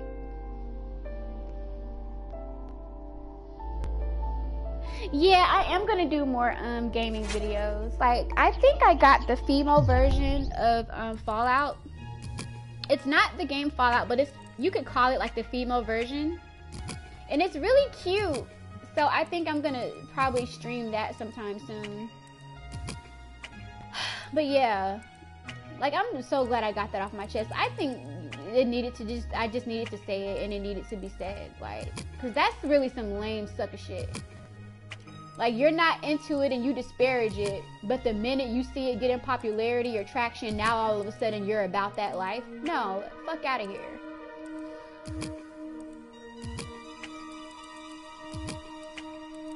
That's just really some lame stuff right there. I'm sorry. I just had to say it. You know, it came out the way it came out, and the cursing and stuff, I'm not really a fan of it. But if I'm on one, sometimes I need to just let my hair down.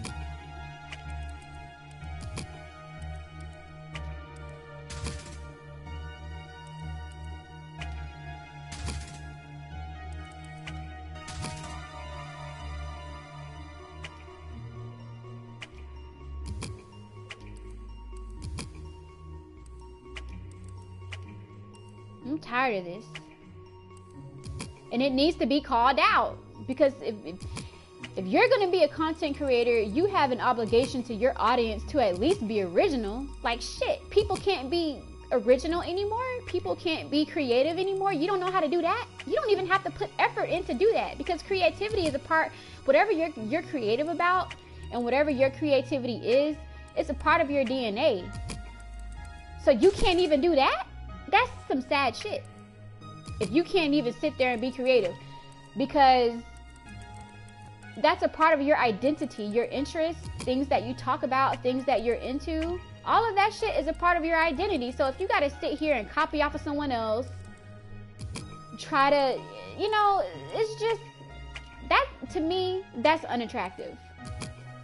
And I mean, that's unattractive if a male does it or a female does it, because it goes to show that you lack depth. You lack depth. Like, there's nothing about you that has substance. So you have to either pander and feed a narrative, or you just have issues with some of the things that you're into because you think people may not like it, which is understandable. But I don't think that you can really get over that if you're spending time copying off of other people. Like, it's just not cute. I don't think that's cute.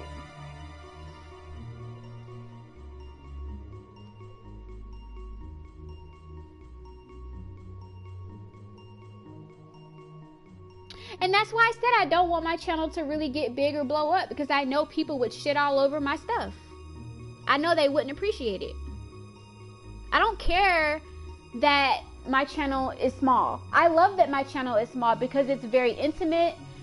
When I go to clean up my comment section, I really don't have a lot of comments to clean up. The interaction is very real. It's kind of like that House of Blues type of thing I talked about earlier. Like, it's cool. I'm not asking, I don't need I'm not doing this for money or popularity or anything. I'm doing this because this is a healthy way for me to enjoy catharsis, emotional catharsis, and it's fun. This is a little bit more than a hobby for me, you know, because I'm getting something out of it.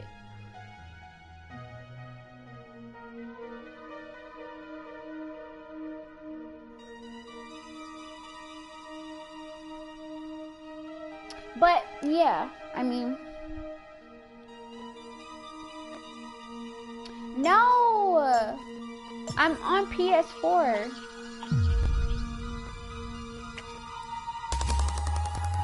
Ooh, I got a combo.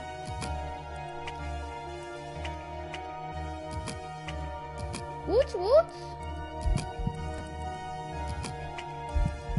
But yeah, I'm gonna get serious about the singing thing. Because I think that people would probably like that. I think you guys would probably enjoy that, right? Would y'all enjoy that?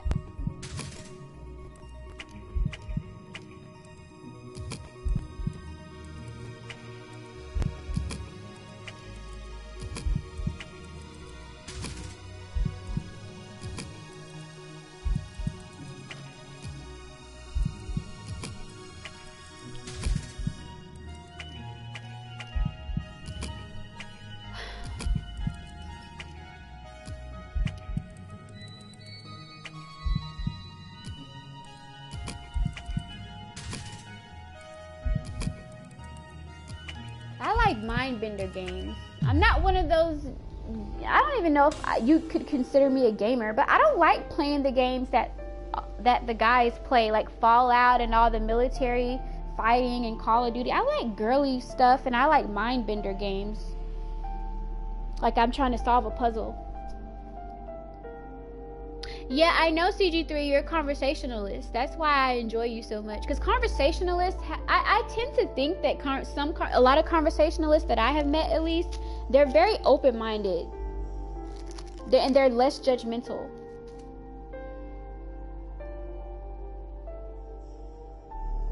I haven't played the new Resident Evil. I saw, like, someone else playing it on their channel. It's time for a sip. SALUD. Wait, hold on. Where's my pen? Wait, here you go. Y'all hear that? Can you hear it?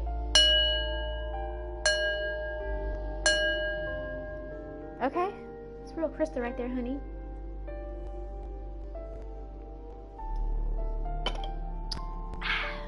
Mm-hmm.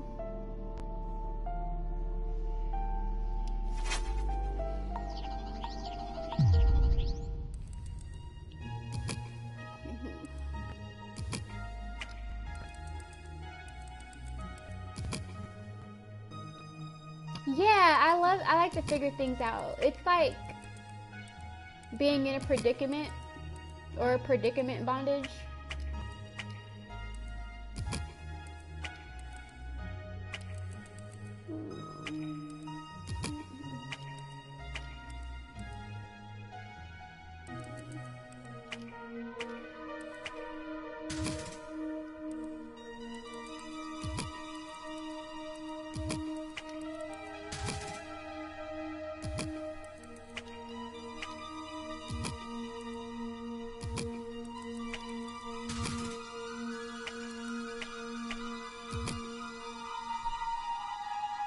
What is it? Zelda? Oh, I think I heard about that. Let me write it down. Y'all giving me homework. Y'all always giving me homework.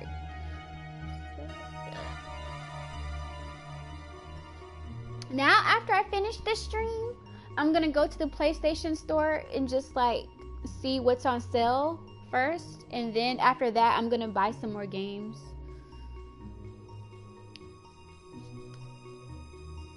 Conversation is an exchange, and if it's really better, otherwise it's just looking behind the conversation. Exactly, Esquire. Like I totally concur with that. Oh, it's on Nintendo Switch. Can you play it on a computer, or is it just only on Nintendo Switch?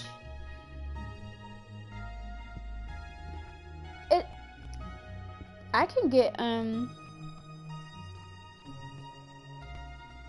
okay. I'm still gonna look it up though, cause Dark Souls. I'm writing all this stuff down. Nintendo exclusive. Okay. Y'all hold on. I'll be right back.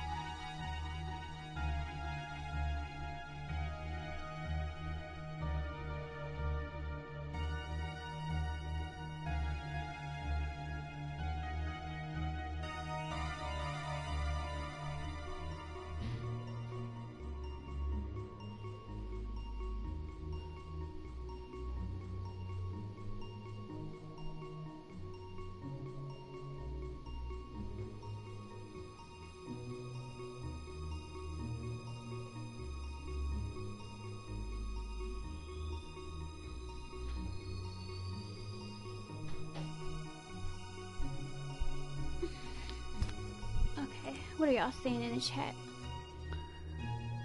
It's on PS4 Dark Souls. It's hard, but you just might like it. It's Dark Fantasy. Oh, Dark Fantasy? Oh, cool.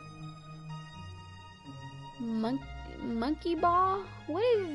What's that about? Is that on PS4? What is that?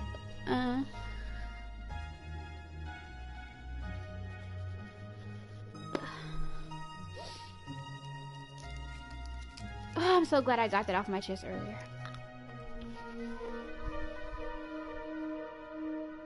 Alright. Keep teaming this game.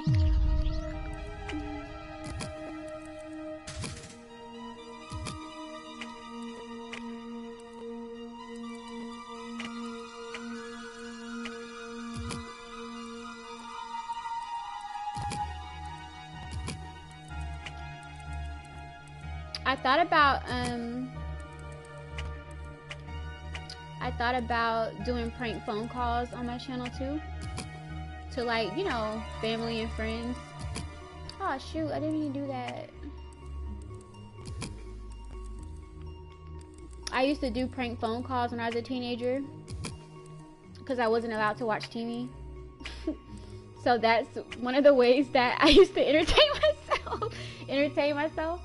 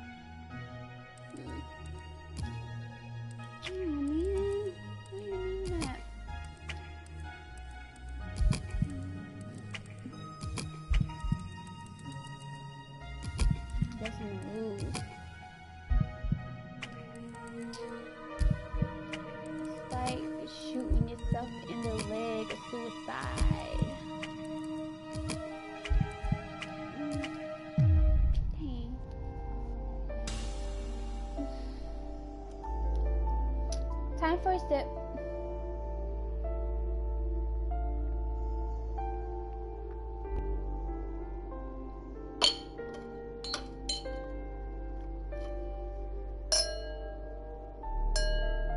Can you hear the echo?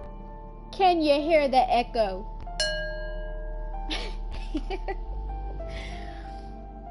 Monkey ball all but 5. You're a monkey in a ball. Oh boy, it falls. What? Well, don't spoil the game for me. Just let me figure it out. Don't say anything else, Jervis. Please, sir. Don't say anything else. Just let me see.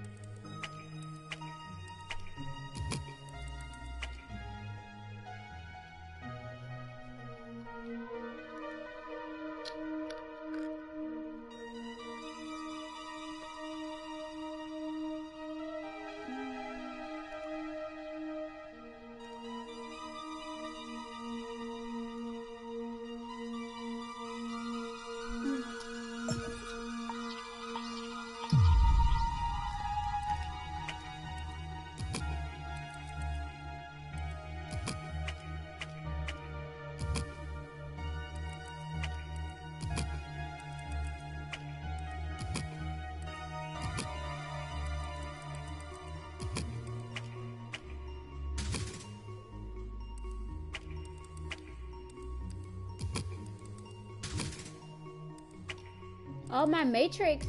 Oh. Oh, shit.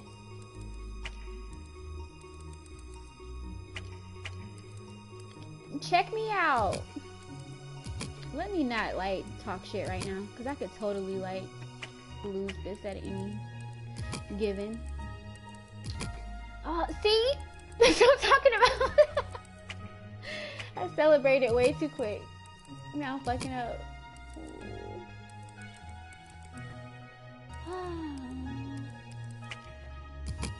So typical.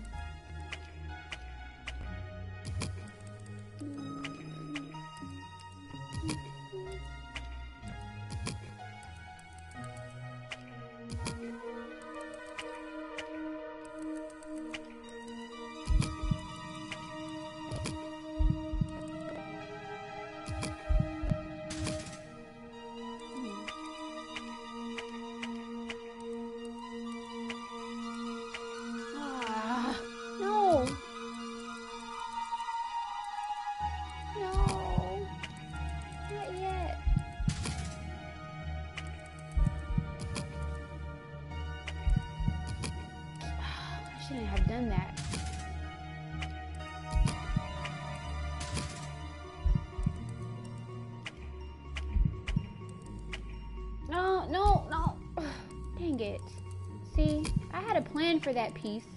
See, there's a way to change out your pieces. Like if you have a grid, I forgot the technical name for it, but I'm always one to read like the tutorials and gameplay before I like play the game. But when you have a shape that's coming down, if you don't want to use it, did y'all know like there's a way to preserve it and push it off to the side and use it later? I don't do that though, but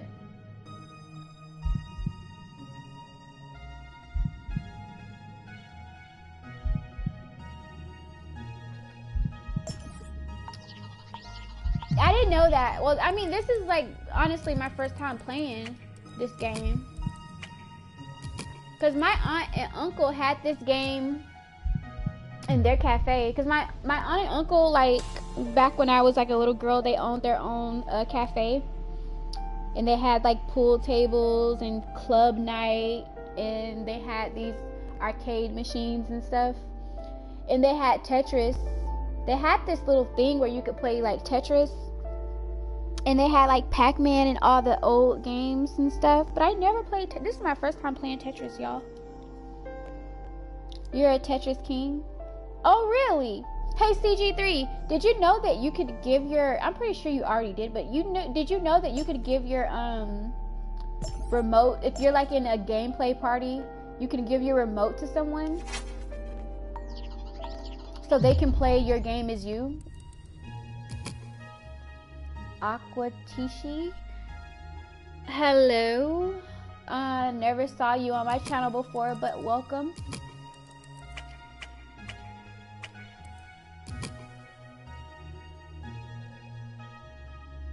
Oh, okay. All right.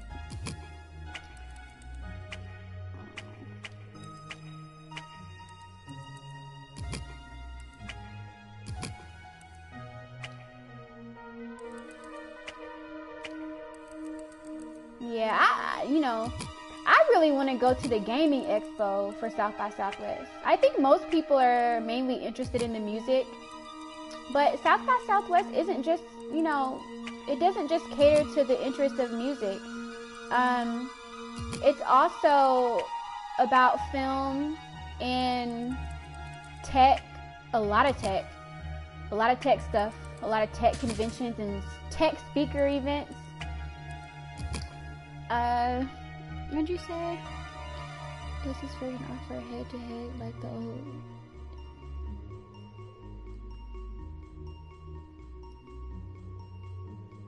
I don't know. I just got into gaming. I'm not really astute to the different versions and all that type of stuff. I know what.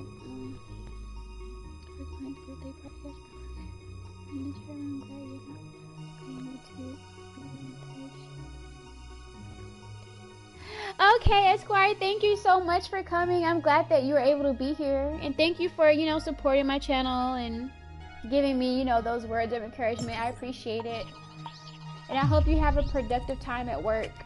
And salute.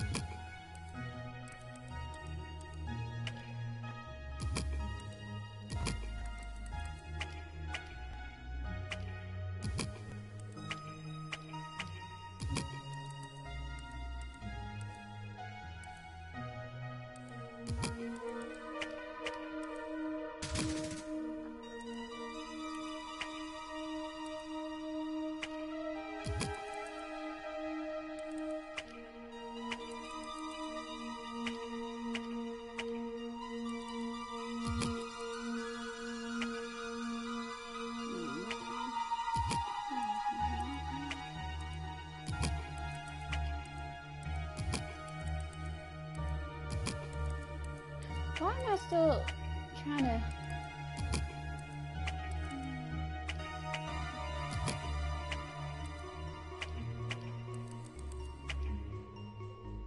I can't.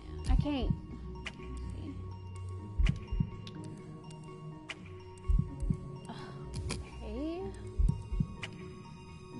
I can't. This game was horrible. Like, this time I did horrible. Quit this game. You have been Burning Man. Oh, yes, Jervis! I've always wanted to go to Burning Man. I've always wanted to go. I've always wanted to go to Burning Man. Always wanted to see that. Like, oh my God. Like, at night, the lights and the art. Oh my God. Like, oh my God. To just see that in person. Like, the artwork and all of, like, the different structures and stuff. And, oh my God. It's, like, so whimsical and just so, it's like the best version that I could think of a neon event. Oh, you went to Afropunk? Oh, I'm so jealous of you.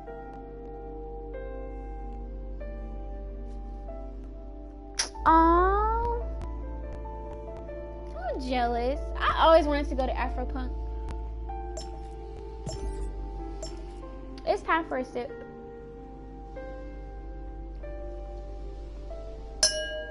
Can you hear that? Clink, clink. Do you hear the echo? That's all I want to know.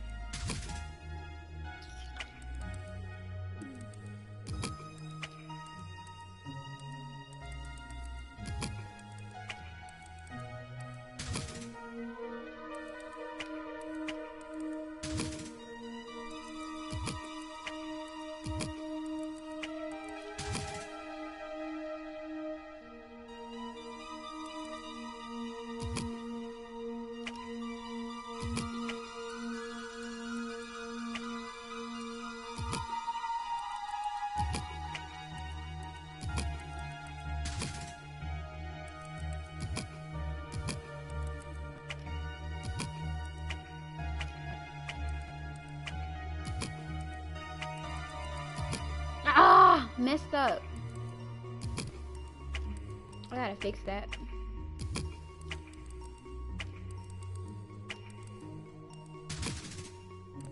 There we go. Oh man. Okay, there we go.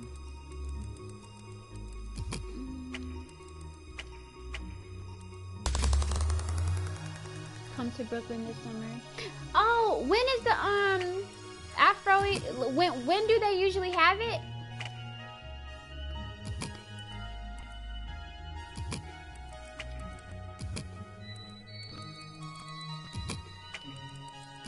Ah, messed up. Dang.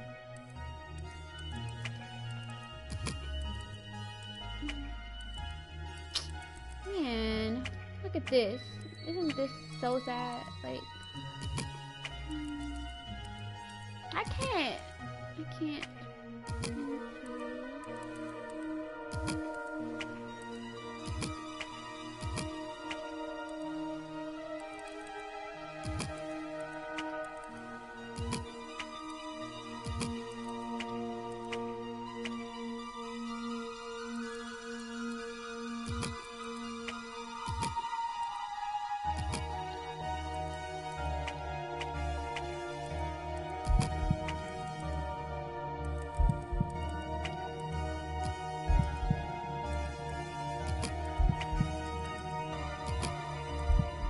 Ah,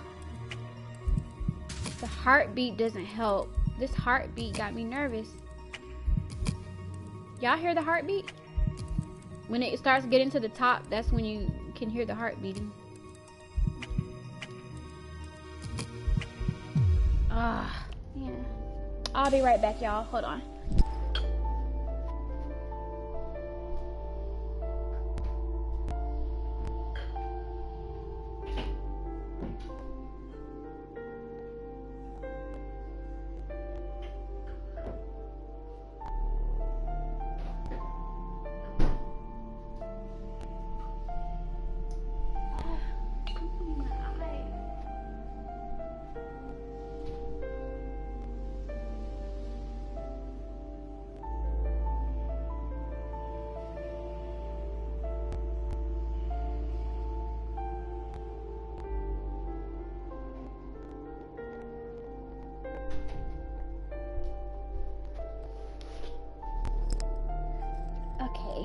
Here I go. Wait, let me get some more cough drops.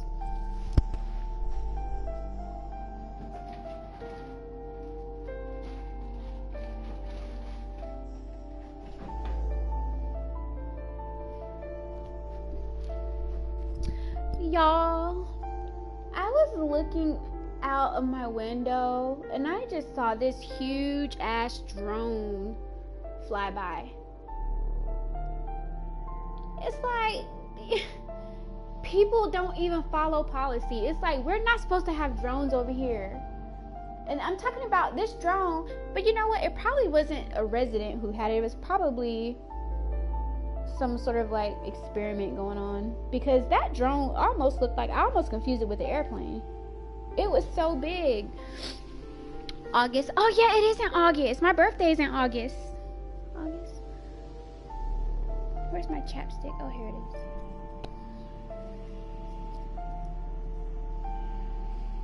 Reminds me of BT type little 9 height. Yeah, they're like, wait, what are you doing?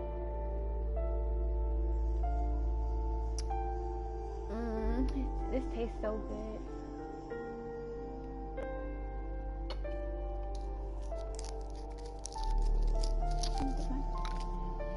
Alright, let's try this again. That's even scary if it wasn't moving. It's even more scary.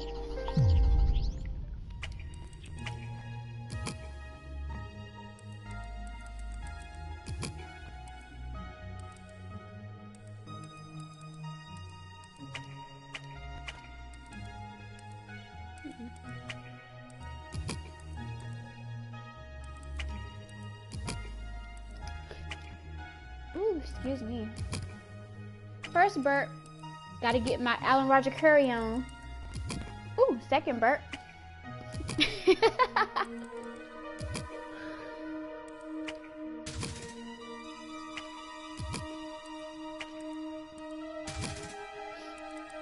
Alan Roger Curry been going in lately too on these incels, whatever you want to call them.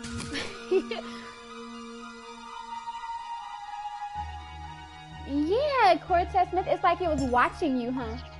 Like that. Who did that video?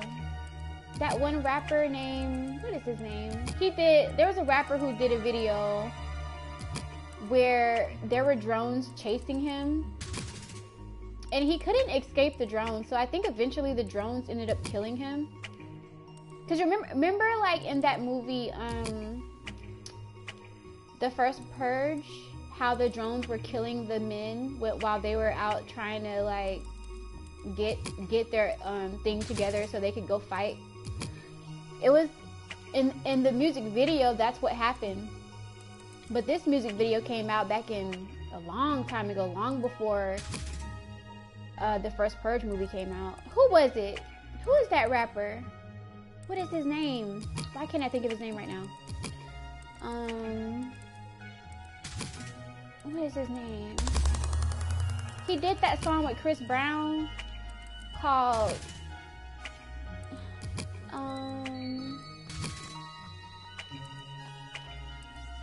I can't think of his name. Let me hold on. Let me look up this thing.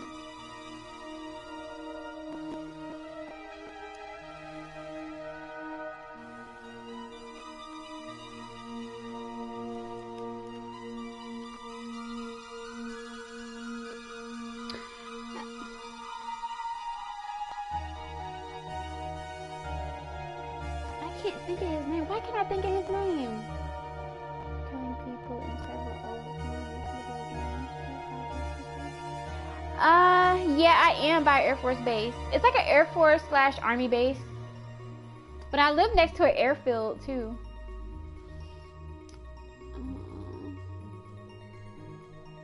What is that rapper's name? Bob what? What is his name? Bobby or what is his name?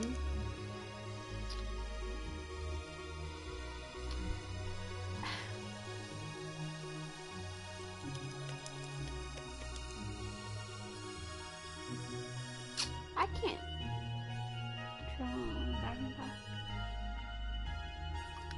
I got a question for all the men in the chat. Okay. No, it's not Bobby Shmurda. It's not him.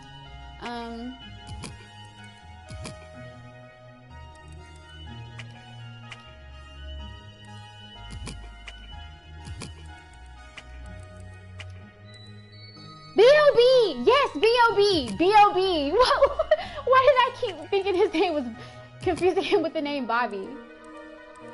That is horrible. But yeah, B.O.B. He did this music video where he was being chased by drones. I can't remember the name of the song, but it came out like a long time ago, like maybe 2 or 3 years ago. I want to say like 3 years ago.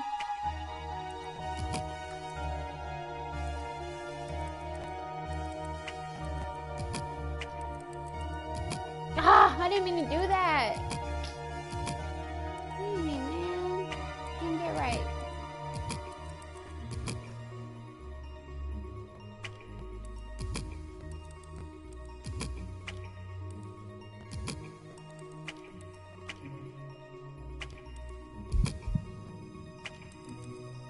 Oh, I messed up. I fucked up.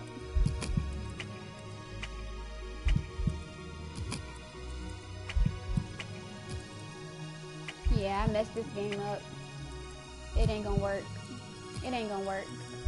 Yep, I'm done.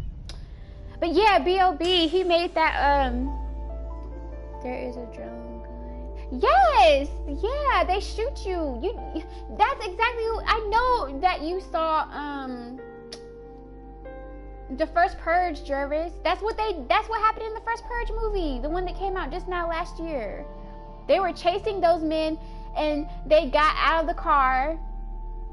to look at one of his basketball players got shot, and while he was out there looking at him, drones came and killed all his soldiers, and he had to hide under the car so that he wouldn't get killed. But yeah, drones in the air, they were shooting. Everything is controlled like remotely. Like, but that's what happened.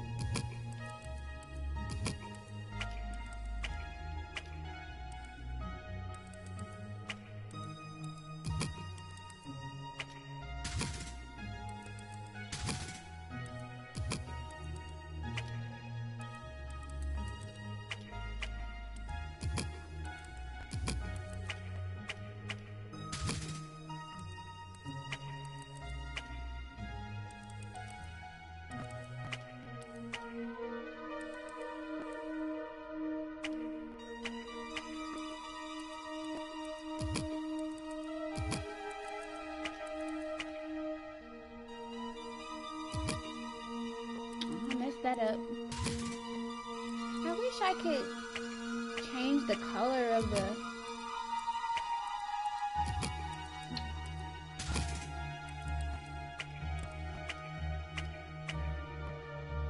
so now if you see any of those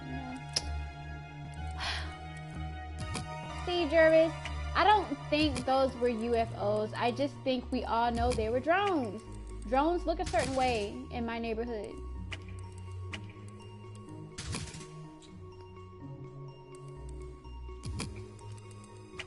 I don't believe that UFOs exist. I believe that everybody knows what they are, but nobody wants to say anything because they're afraid they're going to come up missing if they say something.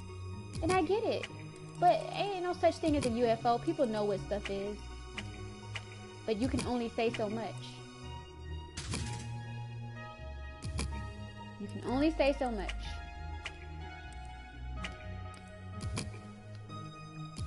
And I'm saying this.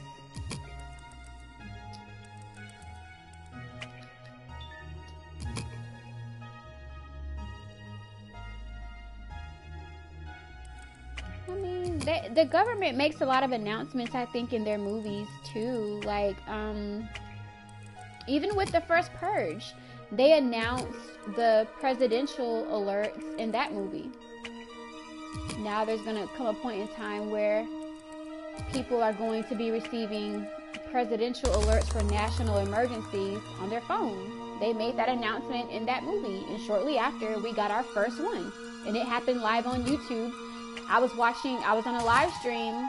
Well, I was watching a live stream on YouTube, and it happened. And that announcement was made in the first Purge. So they announced certain things in the movies, but you have to, if you're not aware of what's going on, then you're not going to realize it's an announcement. But they make announcements in movies. They do it all the time.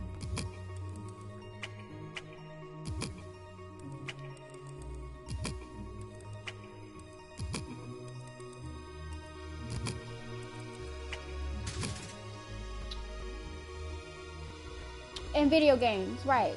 Anything entertainment, because they know that most people just want to be entertained. So that's the easiest way to hide it, through entertainment. So can't make it obvious, because if you made it obvious, there would be global panic. And they don't want that. That can't happen.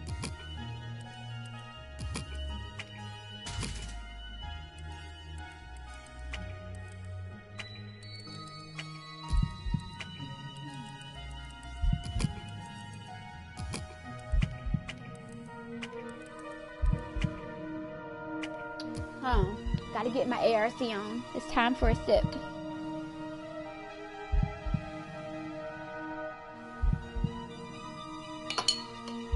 Exactly! Subliminal programming. See? Hear that? Can you hear the echo?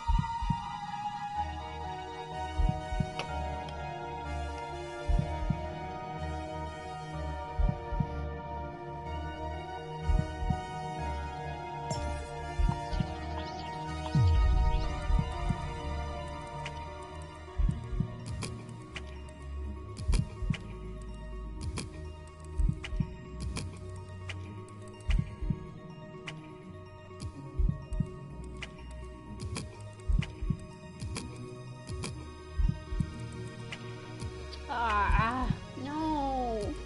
This wasn't supposed to happen. Baby.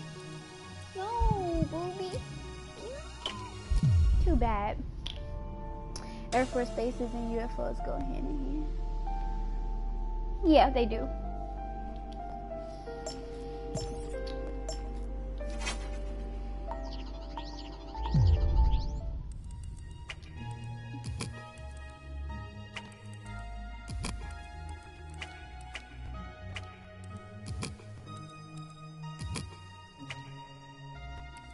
Why is my champagne bottle singing to me right now?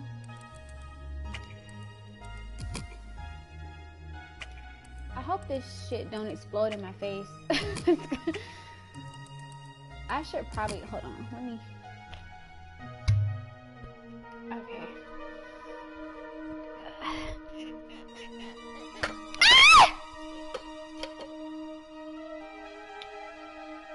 It almost got on my controller. Hold on, y'all.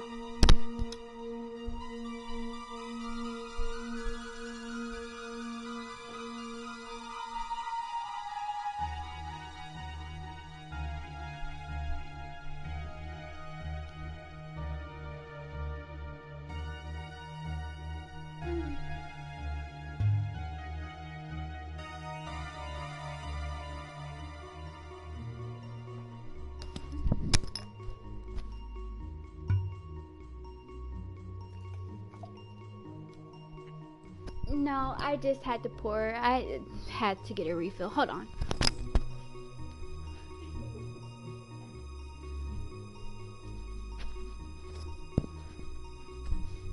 Okay.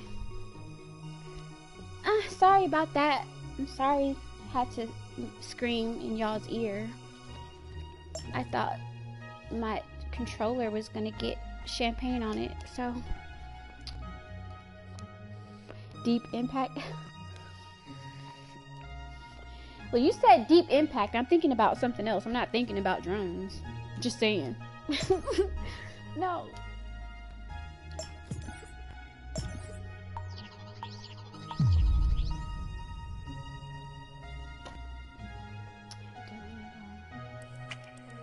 Yeah, it was something.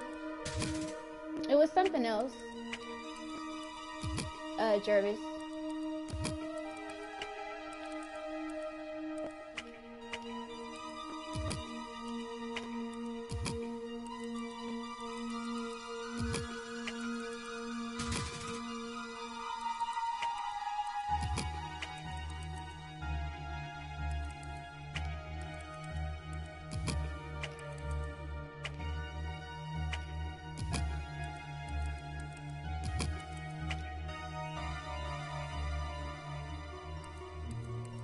I never saw Deep Impact. There are a lot of movies I've never saw. Jervis always giving me homework, y'all, I swear. I'm not gonna be able to go out for recess because I'm gonna have so much homework. Like recess, what is that?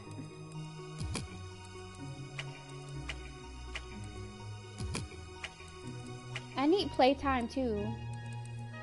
Can't just be all work, Jervis.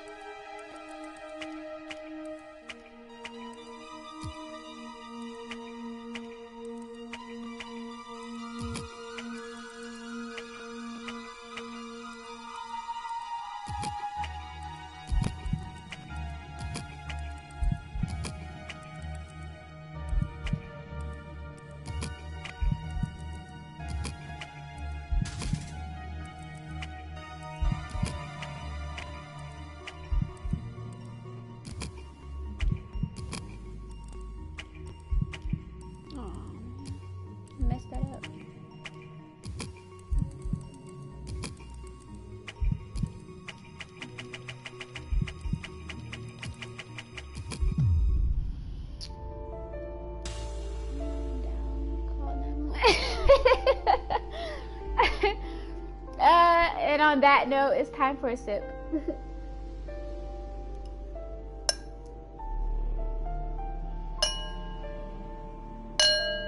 Salud.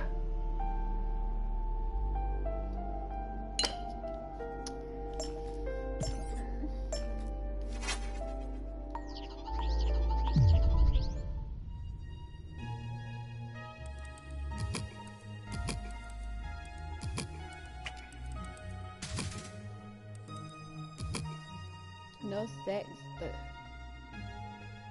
What? The comment, no sex, the comment move. Jarvis, I'm gonna need you to just do one at a time. You got all of this, these. You know, I think you've given me enough homework to last at least for a month.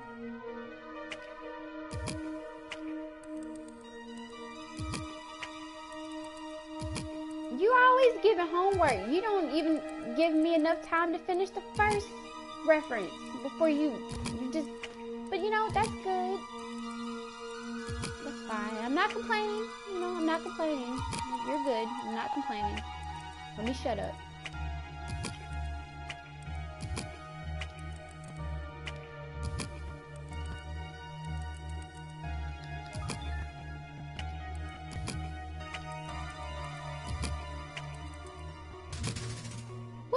Yes, that's my first triangle. Like my first rectangle, my first triangle. Like blah blah blah blah blah blah blah. Let me stop being weird.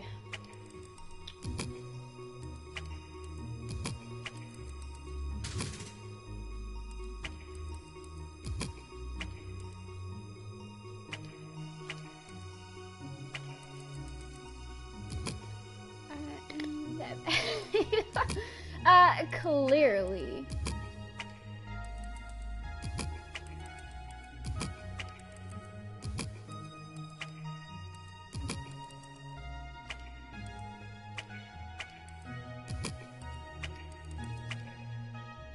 No.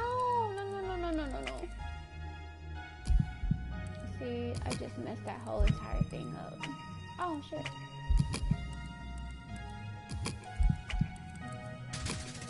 Ooh, got a double. Got a double. Let me see.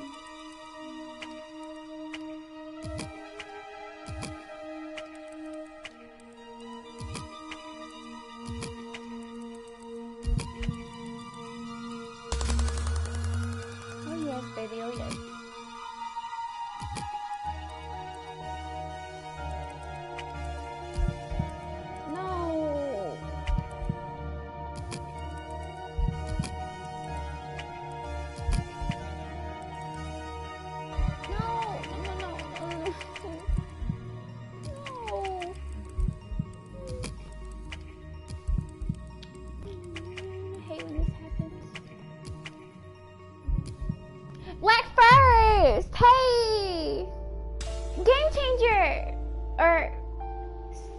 Game changer. I'm sorry.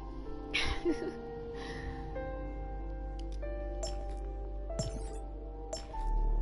know, it would be cool if I could give someone my controller to see how good y'all are at it. This is my first time playing Tetris. It's kind of fun though. I didn't think I would even be a little bit good with it, like.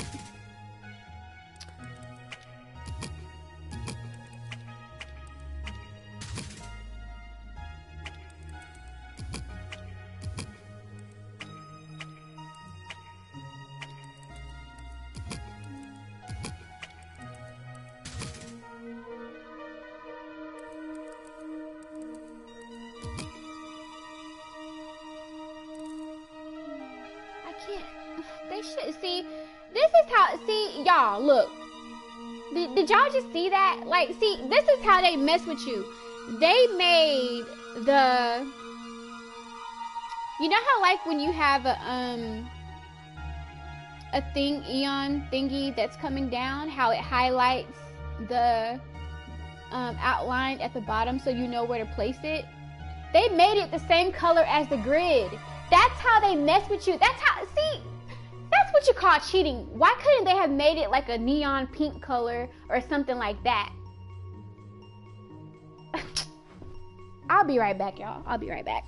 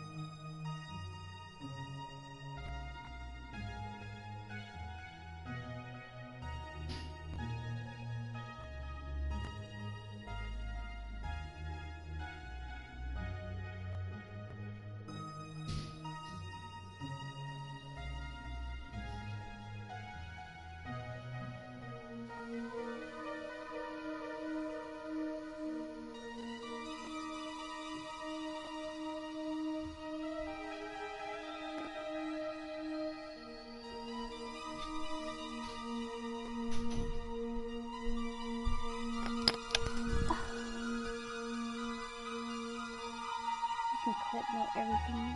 Well, I don't know how to do that right now. It's time for a sip.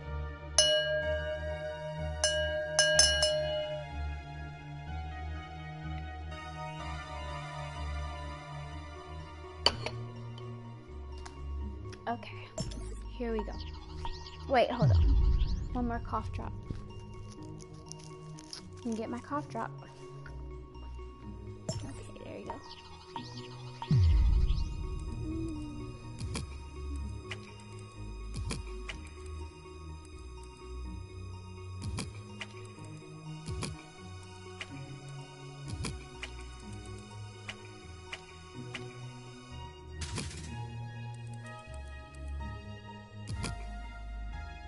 SALUD Game Changer. Game Changer is switching it up. If y'all haven't, y'all should go subscribe to his channel. Yeah. Y'all should do that. Like right now.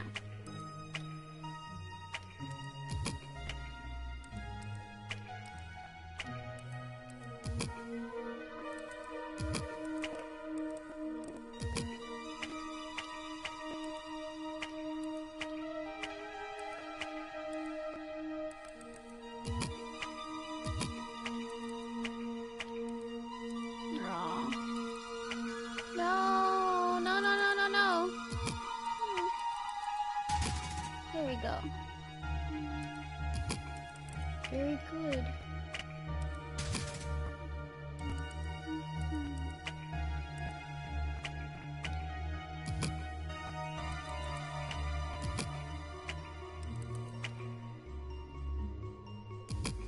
It's pool and chill for me right now. Ah, you play pool? That's what's up. I suck at pool. I suck at pool and I suck at bowling.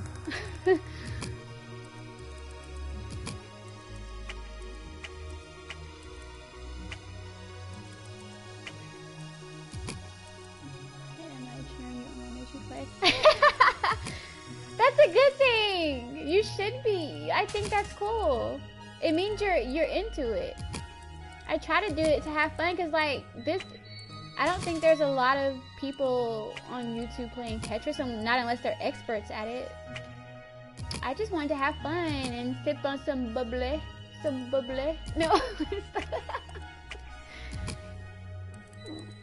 No, but it's like I like mind builder games. I'm not really into like, you know how like Super Triz and CRU, they're into like the Call to Duty and all the manly games and stuff. That's their lane. I can't do that. I don't want to do military stuff. I want to do mind builder games, and I got girly games too, but women don't follow me, so.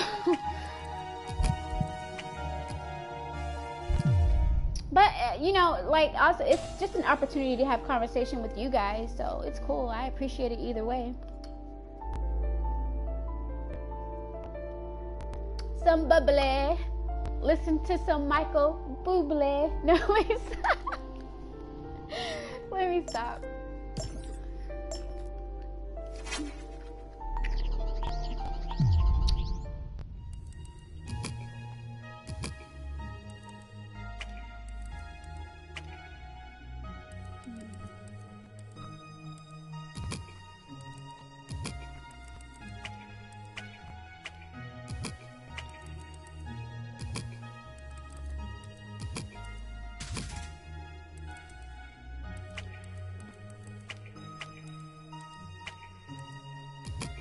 Yeah, but I was talking earlier. I went on a whole rant, cursing and everything, just making a fool. And I think it's just really unfortunate how I uploaded my first video about BDSM on August 23rd of 2018. And even before that, I went on CG3 stream and we had a whole hangout about BDSM and relationships and sex and everything. After that stream, people disparaged us. People, the typical stigma that comes along with anything that's not mainstream. Any kind of like subculture, there's going to be a huge stigma attached to it that people are going to cater to. That's what happened to us. So, shortly after, I did my first BDSM video, but it was like a teaser video. I didn't like go into detail or really talk about anything. It was like a teaser video. People disparaged us, called us all kinds of names. I mean, the typical stigma shit, like I said. Now that men are starting to pay attention to me and the topic of BDSM on YouTube, now you got women all of a sudden wanting to talk about it. These very same women that were saying, oh, y'all are weird. Y'all shouldn't be doing this. Y'all shouldn't be doing that. Now all of a sudden they want to talk about it. So I was considering quitting YouTube this morning. Like I was gonna quit YouTube. I was gonna put all of my videos to private and just forget about YouTube. Like I was gonna be done with it. I was at a pool party and this guy who I don't even know like what he's even doing here, but he was at our pool party and he was talking about, we were having a conversation about the black sector. And these are people who don't even frequent YouTube, but they even caught wind of the whole, situation that's going on right now with she who will not be named. And he encouraged me to not quit and to keep going because BDSM is my lane. That's how I first started. And all of these people are copying off of me now. Like the same people who said I was weird for being into BDSM and weird for doing this and weird for doing that. And now they're trying to make videos about it now that they see that it's an actual thing and people are interested in it and they don't mind having a conversation about it because they're actually open-minded individuals. Now it's something that people want to pay attention to, like they're just so into it. But before they were disparaging it.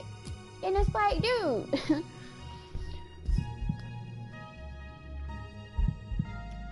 You haven't seen sisters talking about it because they have sense enough not to be in the black sector. The black sector is full of a bunch of nonsense.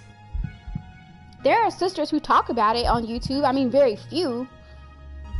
But the ones that do, you'll never see them in the black sector of YouTube. Because they understand that it's a subculture and you can't talk about certain things around certain people because they're not going to be open to it. I chose to do it because when I first came to YouTube, the black sector came second or third. I followed art channels, music channels, musicians, science communicators, all types of other interests that I have. I found the black sector later, but I wanted to talk about it because I wanted to spread awareness and open up people's minds about it and get them to see that the way it's perceived and served to you in mainstream media and stuff is not at all what it is. I wanted to educate people. So after I did my very first time talking about it was on CG3 stream on his channel. And people, like I said, they disparaged us and everything. So because they did that, it made me want to talk about it more.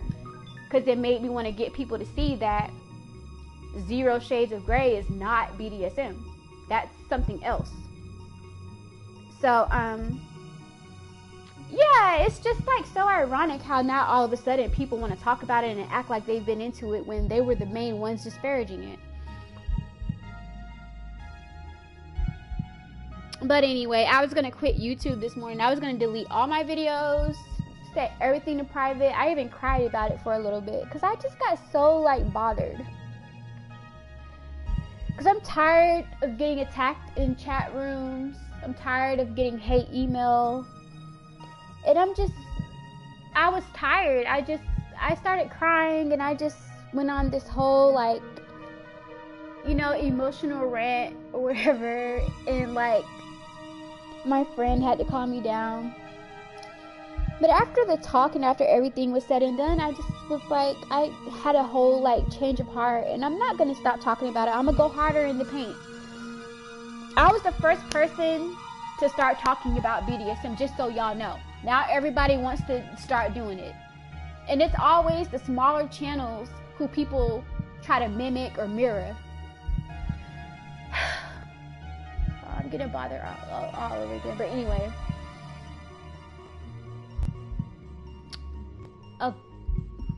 A golfing game?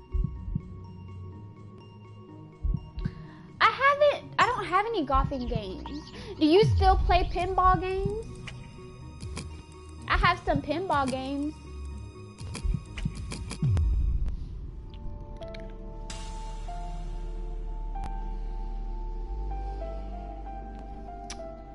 Time for a sip.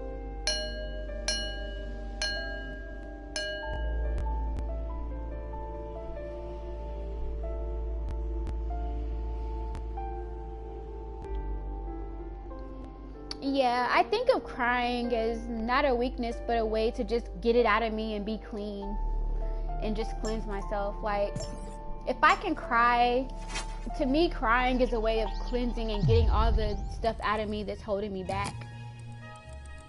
Like, and I always feel like if I have like this time where I'm crying, like, I get this feeling after I'm done crying where I feel refreshed and I feel like clean, like I'm taking a spiritual bath when I cry. That's how I feel when I cry. Like I'm taking a spiritual bath.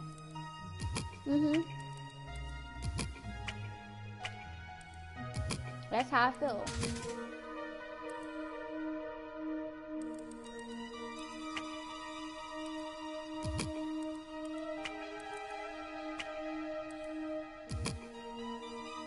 Yes. That's the only analogy I can think of, because to me, if you keep all of that stuff inside of you, then you're just making yourself more vulnerable to more spiritual attacks. If you suppress it and you ignore it and you don't deal with it, then it's just going to make you weaker, and not only are you going to be more susceptible or vulnerable to spiritual attacks, but you're going to be constipated with negative energy.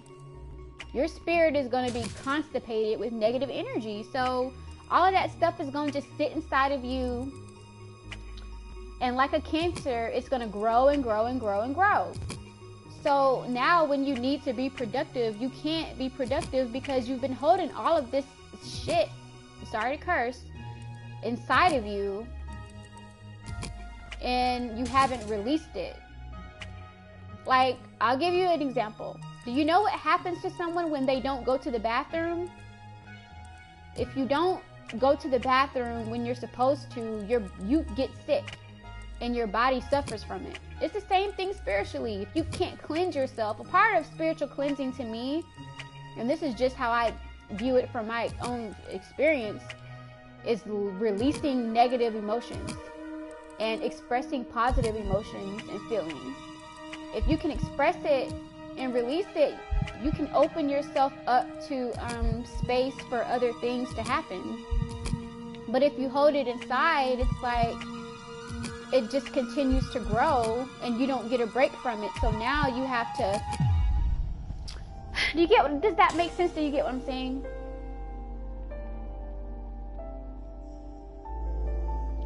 Yeah, it bleeds into other areas of your life, and then you have to, that's just sad. I don't want to be that person. Like, I don't want to be jaded. Like, I understand that life is going to have like ups and downs, but I don't want to be so hurt and so jaded that I stop growing or I stop loving people.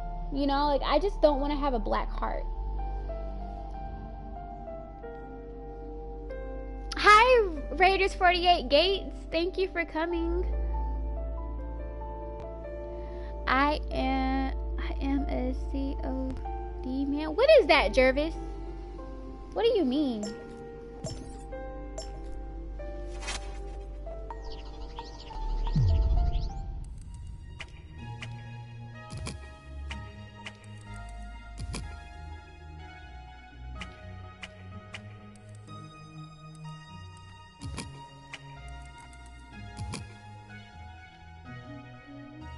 Onion eyes? Okay. What are you doing? Are you cooking? And why do you have onion eyes?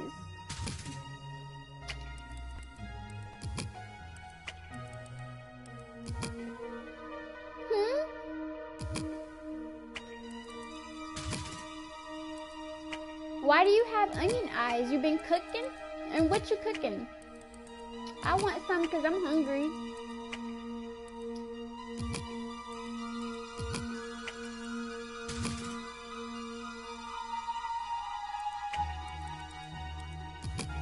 I think after this, I'm gonna order some roasted vegetables.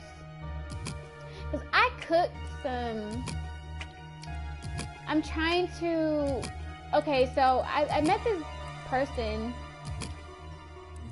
and he's trying to teach me how to cook collard greens without using meat. And okay, so I think the ingredients were paprika, sea salt, minced garlic. Did I say grapeseed oil? What else?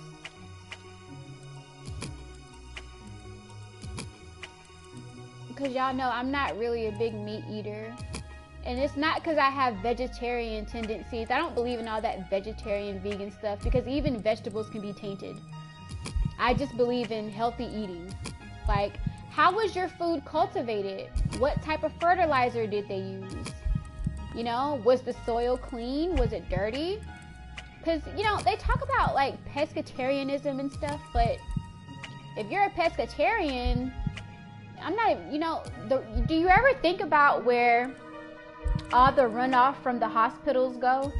They dump it in the ocean. All the trash from the dumpster oil spills and all that stuff goes in the ocean. People call me, no, that's the thing. Like, people don't understand the difference between vegan and vegetarian. If you're a vegetarian, that means you don't eat meat. And yes, eggs, an egg is a form of meat. If you are vegan, this means you don't, not only do you not eat meat, but you don't use meat products, meaning leather. You don't use body care products that have animal products. You don't wear fur. So you're not going to buy leather boots. You're not going to have anything in your house that was made of animal product. That is what vegan is. People don't know the difference, and it just frustrates me. That's why my sister is vegetarian and she can make some vegan meat with collard greens. They are vegan. Yeah, I had them before too, and they are good. They are good. They taste better than, for the first time recently, I just had like, no, Albert, I wasn't like snapping on you or anything. I was just saying, like, my frustration with some people who don't know the difference between the two. Like, I wasn't snapping on you. I'm glad you asked me because I was able to because I said what I said, but I don't, you know, it wasn't anything, that energy wasn't directed towards you, so please don't think that.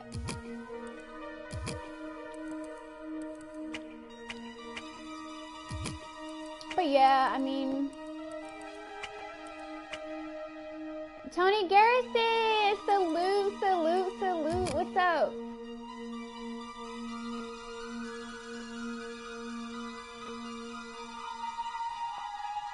Call of Duty and you are onion eyes for that crying. What are you talking about, Jerris? What do you mean? As a matter of fact, it's time for a sip.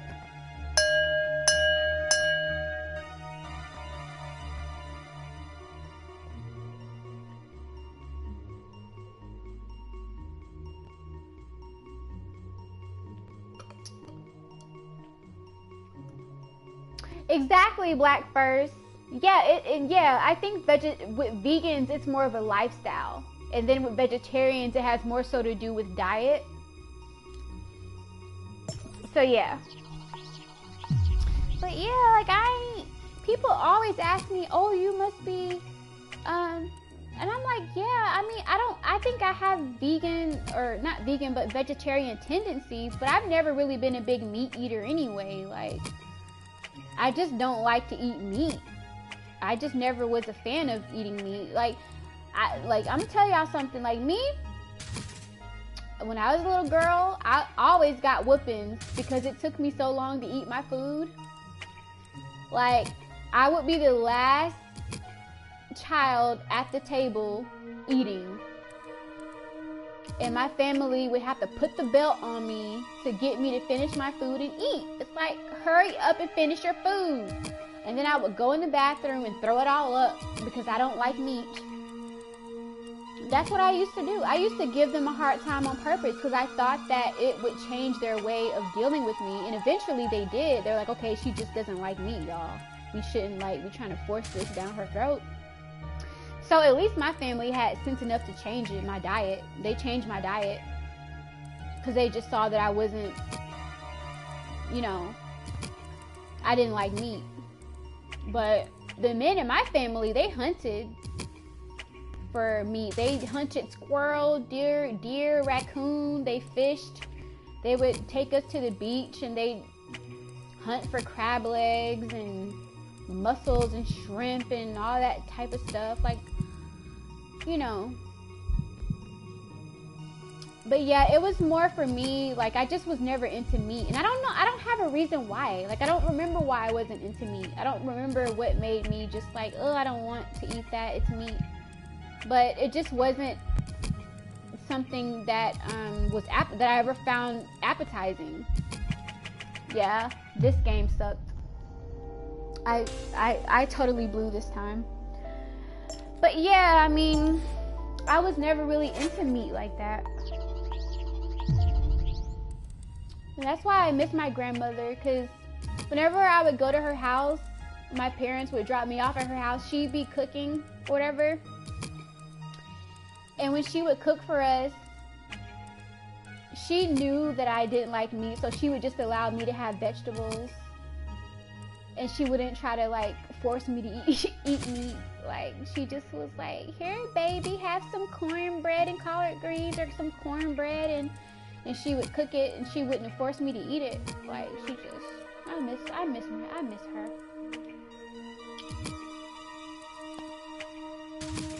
But yeah, I mean, but I do think that people need to be more aware of their options. Even if you're not vegan or vegetarian, how was your meat harvested or cultivated or grown or whatever? Even your vegetables, they're starting to find E. coli in a lot of different crops and vegetables. We're having E. coli outbreaks in vegetables, y'all. So it's depending on how your food was grown and harvested or whatever, to me, that's pretty much what ultimately determines if it's healthy or not.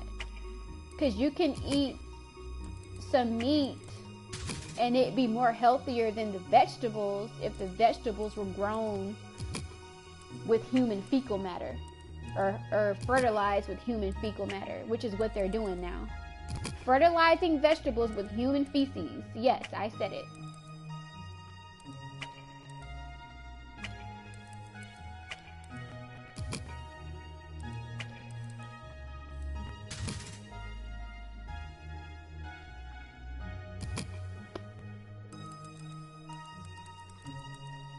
This is why I just wish I could live off of air and lemon water. If I could live off of air and lemon water, I'd do it. I don't even want to eat. I don't want to eat anything. I don't want to put anything in my body. Because it's like, they've perverted everything. They've molested our food. They've killed the ocean. How do you kill an ocean?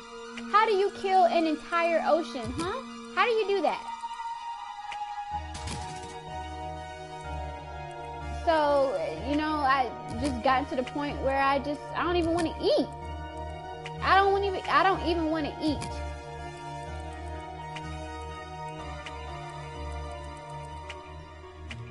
How do you kill an entire ocean? They used to hunt squirrel too, Jervis, and I'm like, I used to cry because I had a teddy bear when I was younger who was shaped like a squirrel. So when they would come home from hunting, they would have these dead squirrels, and I would go in my room and scream and cry and be crazy. So I'm like, what did the squirrel do to you? Why'd you have to kill it? And I would curse at my uncles. I would curse. Because I just always thought, that when I was little, the squirrel was my favorite animal. Because I always thought they were so cute. So they would come in with these squirrels and stuff, and I'd be so angry and cursing and stuff. And of course, I'd get in trouble. And but I just thought that was just so mean. Like, what did this squirrel do to you? I mean, as far as the air, there's always stuff being sprayed in the air. I mean, I was in the Army for 5 years, and I can kind of tell you about some of the stuff they're doing to the air, but I don't want my channel to get taken down or interrupted, so I'm not going to say nothing. It'll be up to people to go look that up for themselves. But, yeah, I'm not going to get into that. But, yeah, I mean,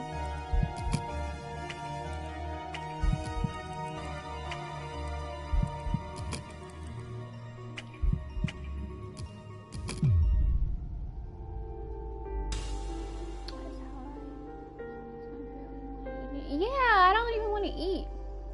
Target has deer jerky for deer turkey. Are you serious?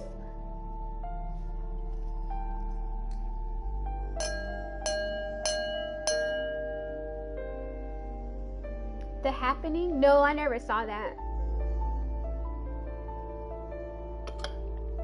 What time is it?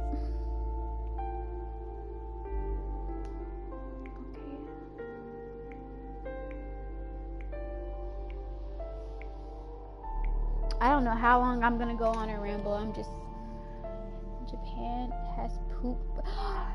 Jervis, no! What wait. You totally messed me up with that comment. Like, please expound. Please explain. Elaborate for us, will you?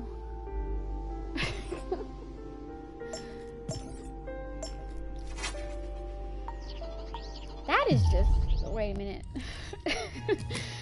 See, I'm all fucked up now. Became a plant, solar power. I wish I could live off of solar energy. Hey, you ever heard that song by Kid Cudi called Solar? The name of the song is Mad Solar by Kid Cudi. You ever heard of that song? Cat soup? What is cat soup? Get out.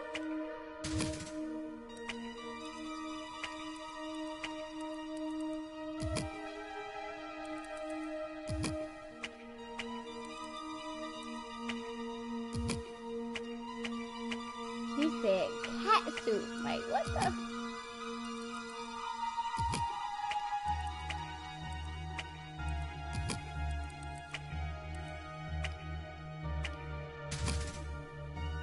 Cat soup. You just fucked me up all the way up with that one.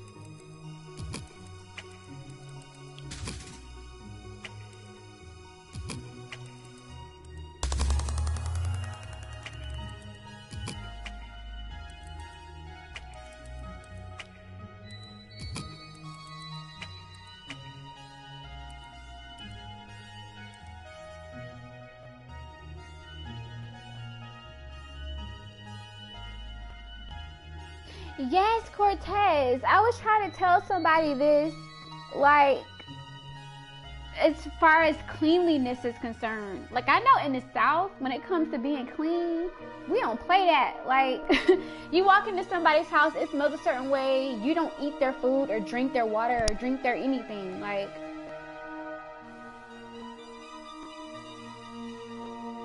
yeah, I heard about the chocolate covered insects and the different they have like street vendors that cook the insects in front of them, and they have different toppings. Like, I think for one vendor, he had like they had like caramel toppings, chocolate toppings. It was just, ugh. If I don't have to eat an insect, I ain't gonna eat it. Yeah, Cortez, I'm from Austin, Texas. Well, when I meet people in person, they either think I'm from New York or they think I'm from LA. And I'm like, I don't know what's up with that.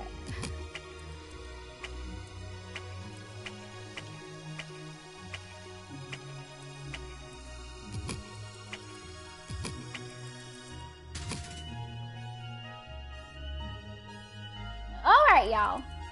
I don't want to talk about insects no more. Because roaches eat everything. They eat glue, they eat dirt, they eat everything. There's nothing a cockroach doesn't eat. Like,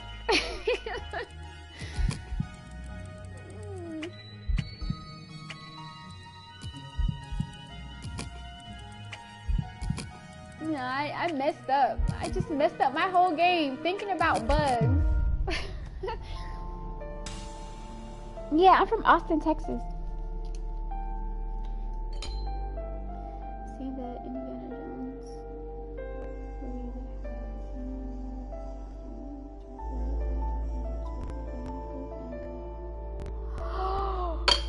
Oh, Jarvis, no way.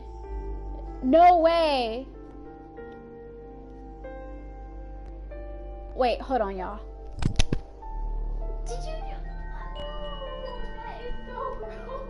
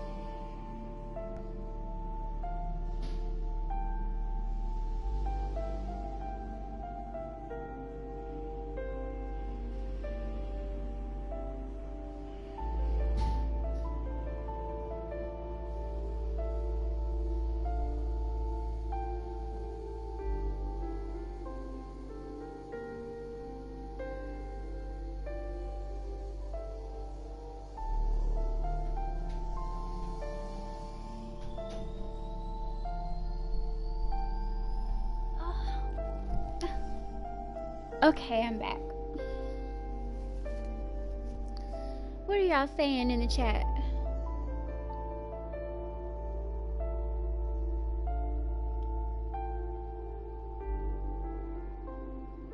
I mean, most processed foods are made of glue products or products that are used as glue.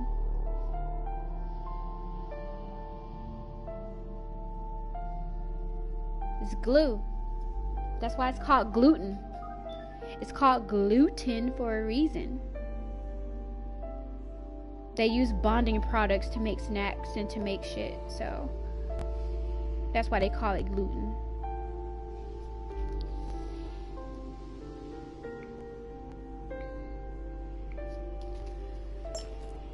Now, this is an interesting conversation. I want to see. Hold on. Refill.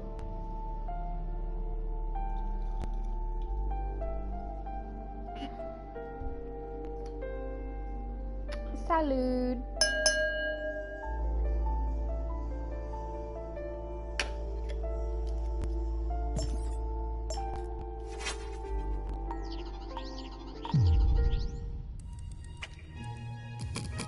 Oh, shoot.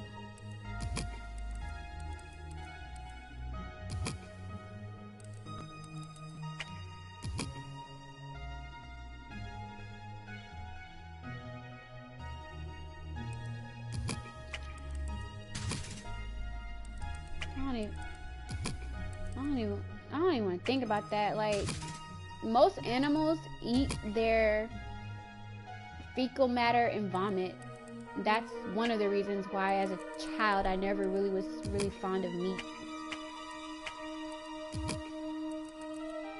It's like children, when they're on the zoo, when we used to have those field trips where we would have to go to the zoo and stuff, some of us actually paid attention to the shit we saw, and that shit was not fun.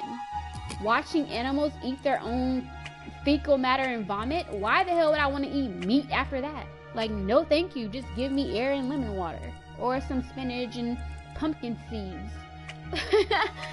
Like, no thank you. Oh, there are countless documentaries on YouTube about how they produce meat and the process and all of that. Like, it's some sick, twisted stuff. And they're using it to switch gender. They're using it to make the men more feminine and make the women more masculine.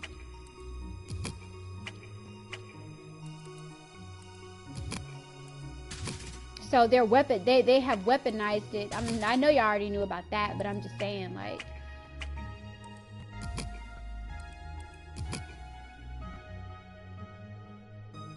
yeah, it smells like piss everywhere.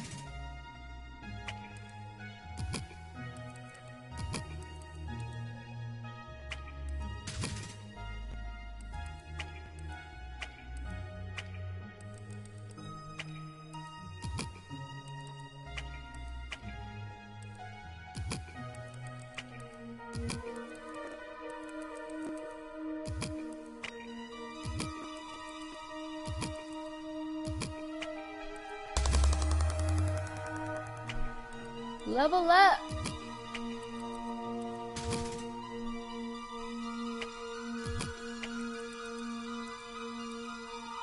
Y'all,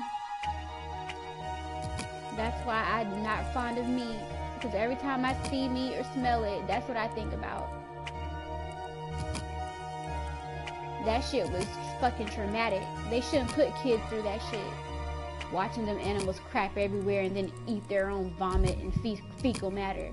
Like, that's child abuse. I would never put my children through that if I ever had kids. That's some sick stuff right there. That's why I'm afraid to have children. Because if I ever have to leave this world before my children do, I don't want them to have to go through certain, like, I don't want people touching them. I don't want teachers making them dress up and stuff. I don't want, like, don't give my child candy. Don't feed my child your snacks that you bring for the class. Like, don't do that. You know, if I have children, most likely they'll be homeschooled. I don't trust people. Like, I don't. Just even remembering, like, what I saw as a child, I don't want nobody around my children. Don't touch my children. Don't touch her hair. Don't, you know, make my son dress up in costumes that mimic girl clothing. No, you're not going to confuse my children. So if I ever have children, yeah, they will be homeschooled, and they won't be in this country, more than likely.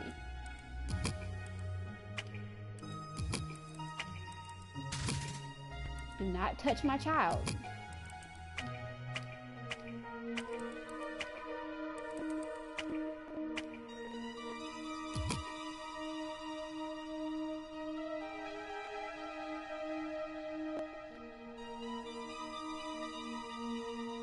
Exactly, because they're not educating these children on the damn thing. They're just teaching them to follow, to behave in a certain mindset. Education in this country is nothing more than behavior modification. Like, we want you to believe a certain thing, so you'll act a certain way. That way we maintain control, and you don't see it, because this is what you've been conditioned to believe for 10 years of your life. So no, my children will not live in this country or be educated in this country. I have children, we're out of here. Goodbye. And, you know, as far as the planning process and stuff, if I have a good man by my side who's world traveled, who knows about history, who knows about these different things, who's a great leader and who's aware and not walking around high and drunk all day, I don't think I really have a lot to worry about. So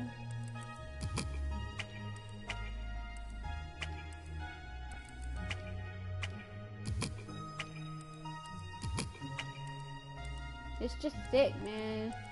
What this world has come to, the shit they're doing to control nature. I mean, it's just sick, man.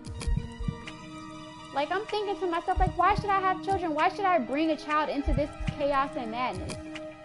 Like, if I was a child and I had a choice, I probably would choose to be on a different planet or a galaxy. Did y'all know that it rains diamonds on some planets?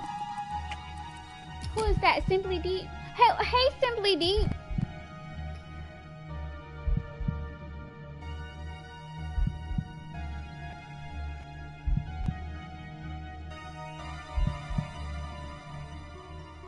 Leon, did you see the giant bees that sting? Feels like gunshot. Are you serious, Jervis? I did not hear about that.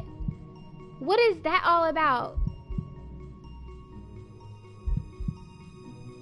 Exactly, Cortez. They feed and pump our children with medication so that their natural gifts will be repressed or suppressed, and they won't be able to reach their full potential because they're medicated all damn day.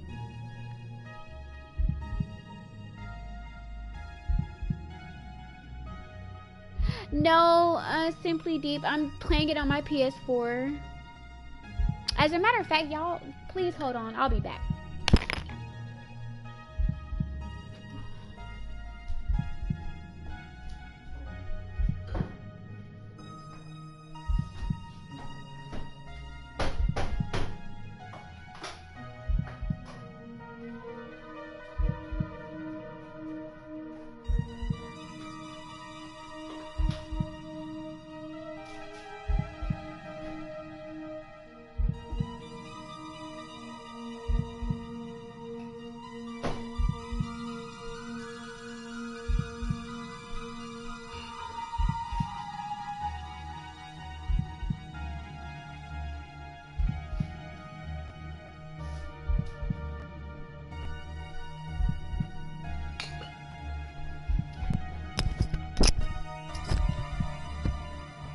Okay, I'm back.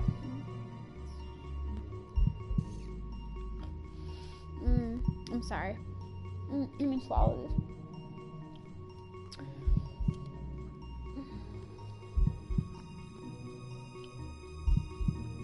Yeah, the medication does,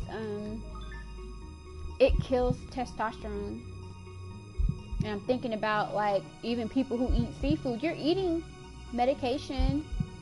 All the stuff that they dump in the ocean from the fallout from medical experiments and nuclear experiments and waste from the planet and waste from hospital.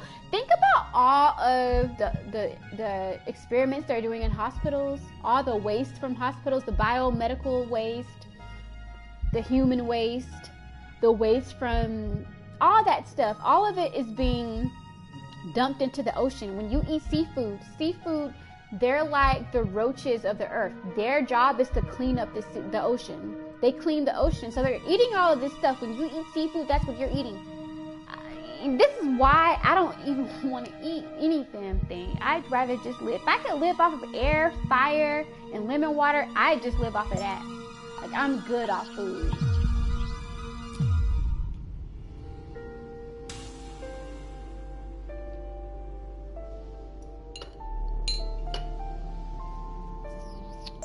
I don't even want to eat anything. Like, seriously.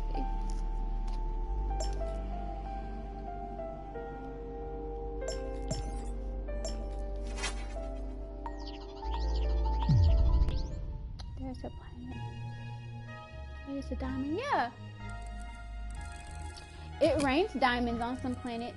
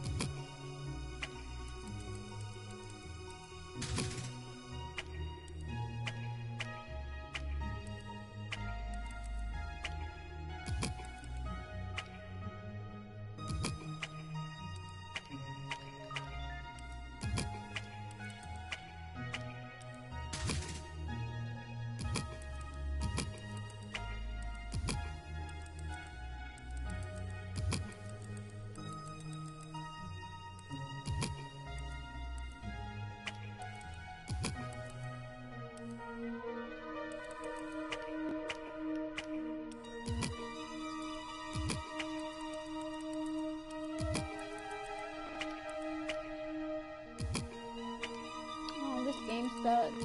I sucked on this one. My mind is like, y'all can't see my thoughts, but I know y'all can probably hear them because I'm so quiet.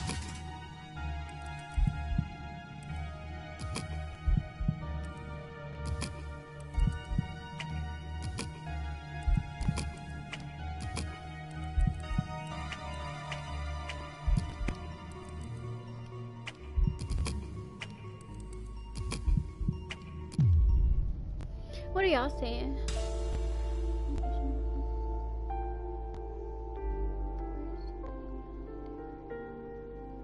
Oh wow, Jervis. I noticed that people that took the medication grow up to be bipolar or suffer from depression. Yeah, because it restructures the brain. It causes a lot of things, a lot of damage that's probably irreversible. And then it messes up the hormones, and it's just really some sadistic type of shit. Like, medication is sadistic.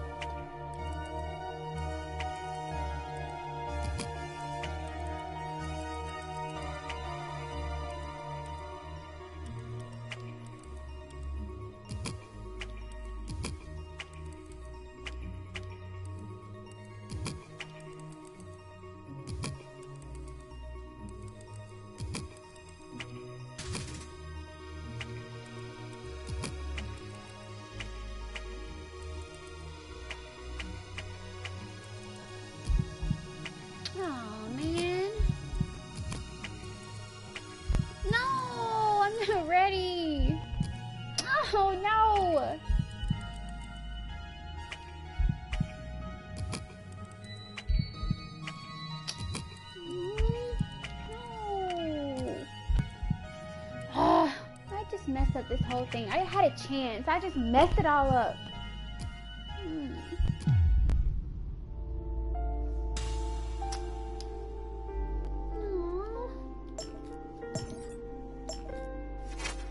It's time for a sip.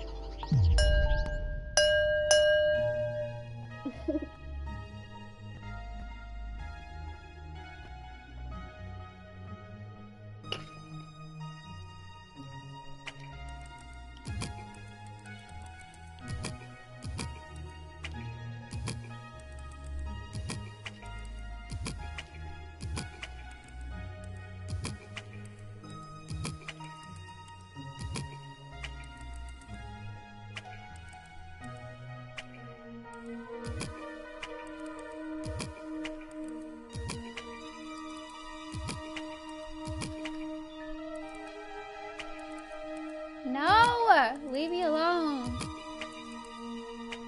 I'm on a YouTube live stream. Don't message me. Leave me alone. I hate when people know I'm live, but then they still want to call me and text message me. Like, you see I'm live.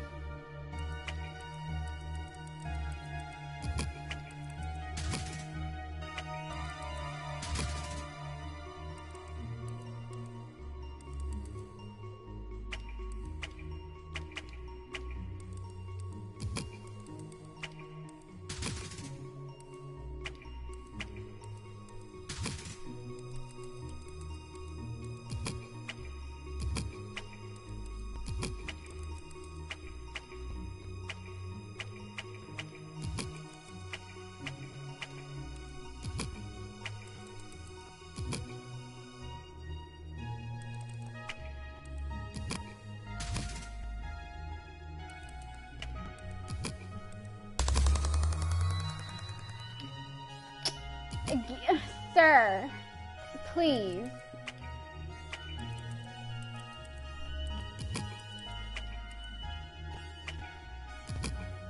That was not directed at you. I think you're smart enough to not even do anything like that, so I was not talking about you.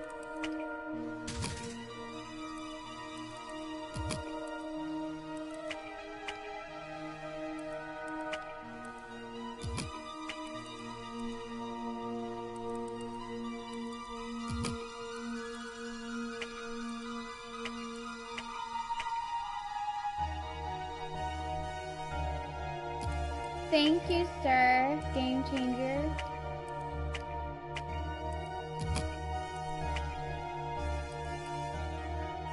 I'm trying. This is my first time. So I wanted to leave an impression because I decided to go live. Even though it was my first time playing this game ever, I was like, I'm just gonna go live and see.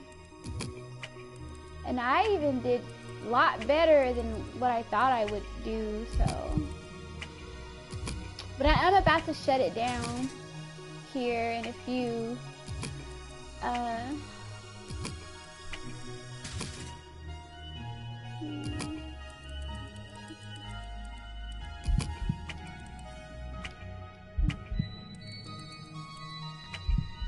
Wait, no. Why do you do that? No. This game it can be savage. Like, I hate to see, like, this is only the beginner level, I think. This is my first time playing this game. Oh, excuse me. Sip.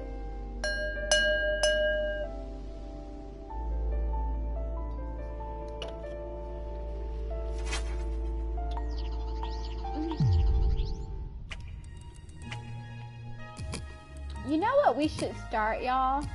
Y'all know what I was thinking?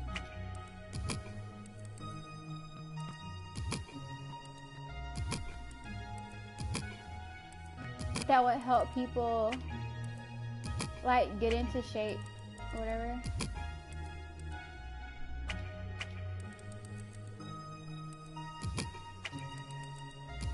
Ah, I messed that up.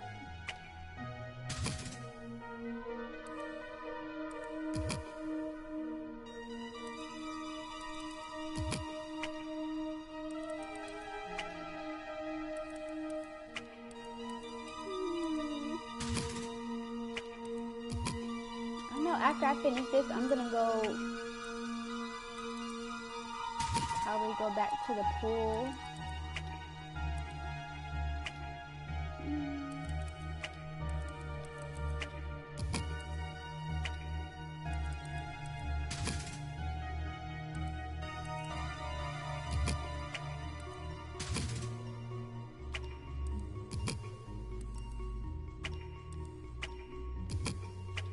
Oh, I messed that up. Horrible.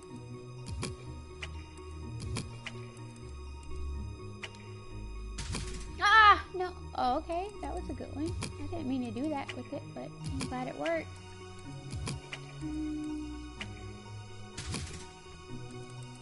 My matrix looks good. Look at my matrix. It looks good.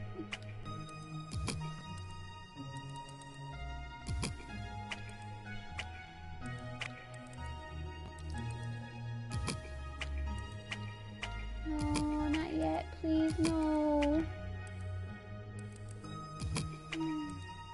There you go.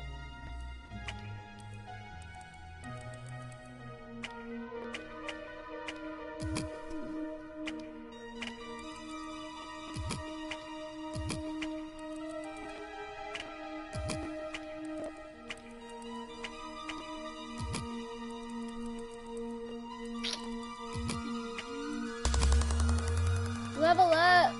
Level up!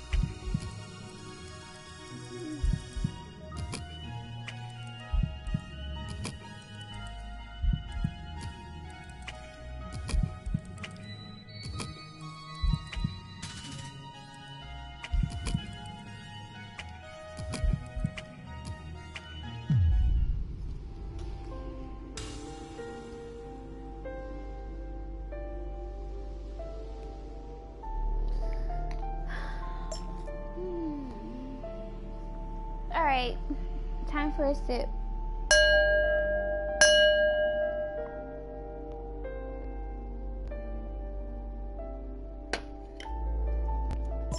Okay.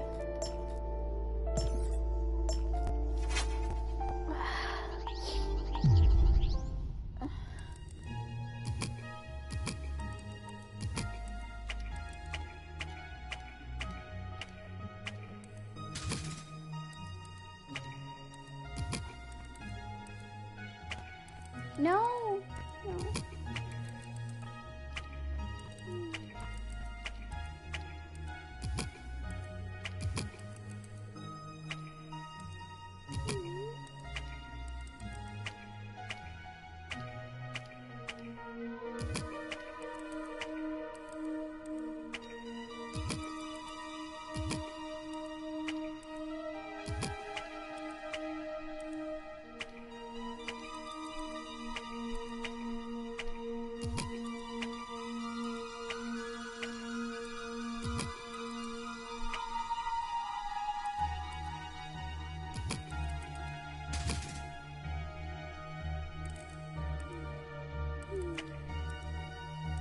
No, no, I'm not ready.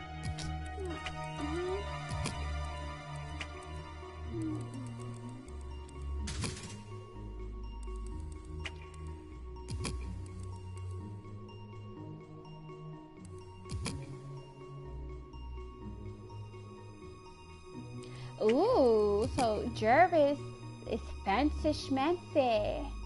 He only parties on yachts and boats. He don't do pool parties like normal people. No, let me stop.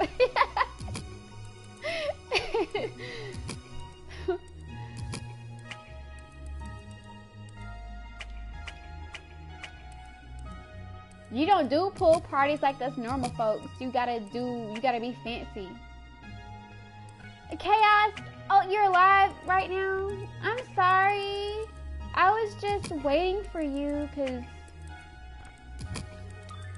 I had been wanting to address this stuff because people want to act like they've been into BDSM and like they're so true to it. No, they only started talking about it when I started talking about it. They're not interested in it. I talked about it, like I said earlier, first on CG3 stream. Now all of a sudden people are into it.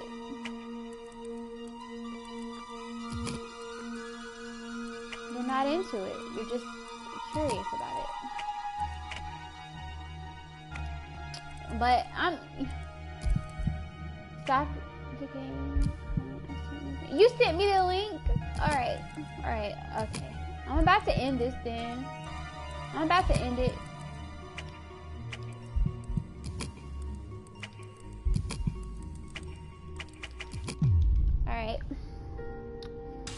All right, you guys. So I just want to say this was a long gaming stream. Thank you for everyone who came by. CG3, Cortez, out. I don't even want to name the names because I know I'm gonna miss some people. But I just want to say thank you guys for coming. I'm gonna give y'all we're gonna do some talent stuff here shortly. I'm gonna have my music teacher come and do streams with me, and while he's coaching me, you guys get to watch. How does that sound? Does that sound good? Will you guys be down for that? Because I do want to do more. I want to showcase stuff on a live. I mean, if you do it on a pre-recorded video, it's not as intimate, but if you can do it live, then so what do you guys think about that? But that's something that's soon to come on my channel. That's one channel update. So I love y'all and thank you for coming. And I'll see y'all on the next one.